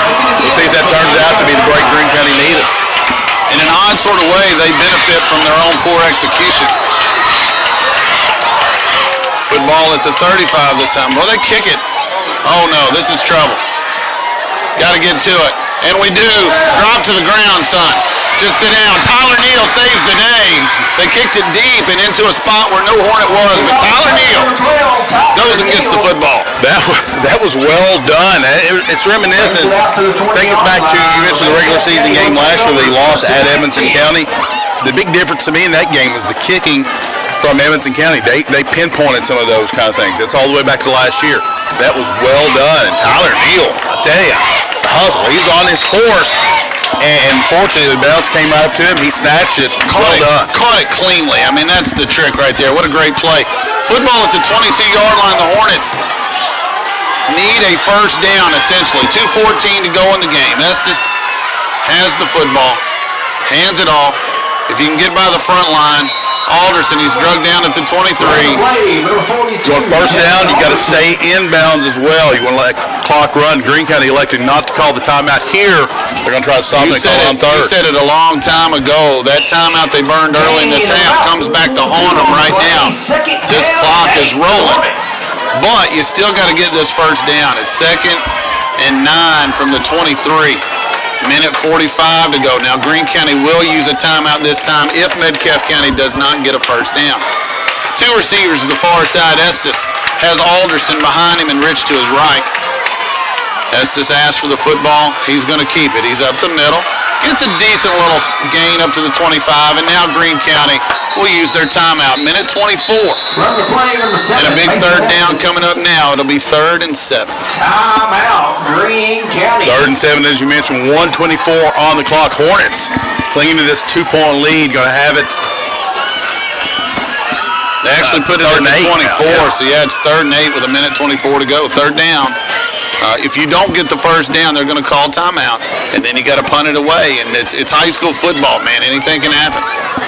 Yeah, we saw the block punt. We've seen CT Brents there with some nice ones. We don't want to project that far. We'd love to get the first down here. Now, realistically, you know, almost 100% that we're not going to pass the ball here. So you're sending your guys. Does Coach LJ spread it out and force you to guard those guys? Because you will pass the ball if somebody's unguarded. Sure. Do you spread it out? Do you cluster it in? Do you try to just push mono and mono? It's going to be interesting what formation we come out in here. Well, and give Greene County credit. Instead of the onside kick, they kicked it deep. And even thinking if we get it, this is the scenario. And now we're deep in our own territory at the 24-yard line. Big play right here. 3rd and 8. Estes. Handoff. Decent little hole. Oh, he's outside. He's going for the first down. Mikey Bennett still going. That should seal it, ladies and gentlemen. Minute 15 to go. Huge blocks. Great blocking on the edge. Mikey Bennett does the rest. As you mentioned, should seal the deal, barring a turnover right here. Football at the 50, a 26-yard gain. Mikey Bennett and the Hornets. Greene County only has the 1 timeout. It should be victory formation at this point. You kneel this one, they may call the 1 timeout, but then you've got 2 more snaps is all you got to pull off. What a run. Great blocking. You called it. We needed it, and we got it. Estes. Not victory formation. He's up the middle. He's thrown down at the 45. They're going to be really tugging at the football. Greene County is going to go ahead and take the timeout with a minute and 5 seconds to go, but now they are out of timeouts. Metcalfe County ends up with a 2nd down and 5. 1:05 on the clock, so you snap this one. Maybe since you're in shotgun, you might run off a couple seconds, but take a knee. You got 3rd down, and you pretty much let it run out after that. Should be over. Let's verify and make sure. They did call one early, right? They called one early. Out of timeouts. No timeouts. Coach Dina Hurt says no timeouts. What a huge play, though, from the Hornets, knowing that with Greene County knowing what we're doing, running the ball, to be able to block that out, give Mikey Bennett enough room, and then Mikey, to his credit, making a little cut, and then getting out there, picking up that first down, securing the ball, because he knew they were taking it as well. Huge. A minute and 5 seconds left in this game. Hornets up 28-26, 2nd and 5 from the Greene County 45. Greene County's out of timeouts. Estes takes the football, hands it off, so we're not in victory formation yet. Devin Alderson is down at the 47. It's 3rd down, but the game's over, right? Got to get one more snap off late. Right. Watch the back judge, watch him count. Sure. Snap and then kneel it, and they can't do anything about it. You let the clock run out. And so the clock's sitting at 44. Football at the 47. It's 3rd down and 7 yards to go. One more snap ought to do it. Back judge is looking. Hands in the air, we'll see. The Hornets get the snap. Estes moving forward. Sit down, son. Just sit down. Just sit down. That's it. That's it. He's down. He's down, no doubt about it. That's another South Central Bank first down, though, for the Hornets. Got a couple in this one as well, and that'll stop the clock for 14-point set. You don't have to snap this ball when it gets run out again. That'll do it, folks. Clock is under 10, and it winds. Metcalfe County is going to win this game. They're the district champions. 4-0 in the district. They pinned the first loss of the season on the Greene County Dragons. 28-26 is your final score. Metcalfe County wins this game. Crowd on its feet here. The Hornets lining up. I tell you, district champs sounds awfully good. What a proud moment. Proud of these guys. 28-26 is the final. Just a splendid effort by the Metcalfe County Hornet crew. If you want to get your phone. 28-26. Hornets win it. Yeah, and, Greene County fought hard, give them credit too. But right there, the Hornets just in a tight one. I can't get over all the plays that the Hornets made, but I guess it's a little bit of recency bias to look at that play again. If Mikey Bennett runs for a first down when everyone in the general area knew that play was going to be a run, for the Hornets to be able to block it, to be able to get that first down that they had to have to keep the punt unit off the field and just be able to run this clock out. We got a big, joyous, victorious post-game show coming up, sponsored by Miller Family Dentistry. We got the player of the game, sponsored by Brookshire Construction. All that and more coming up. Stay with us and join us in the fun. Let's have all that after this 90-second break. You listen to your home for Hornet Sports and the KY Sports Guys. 99.1 The Hawks.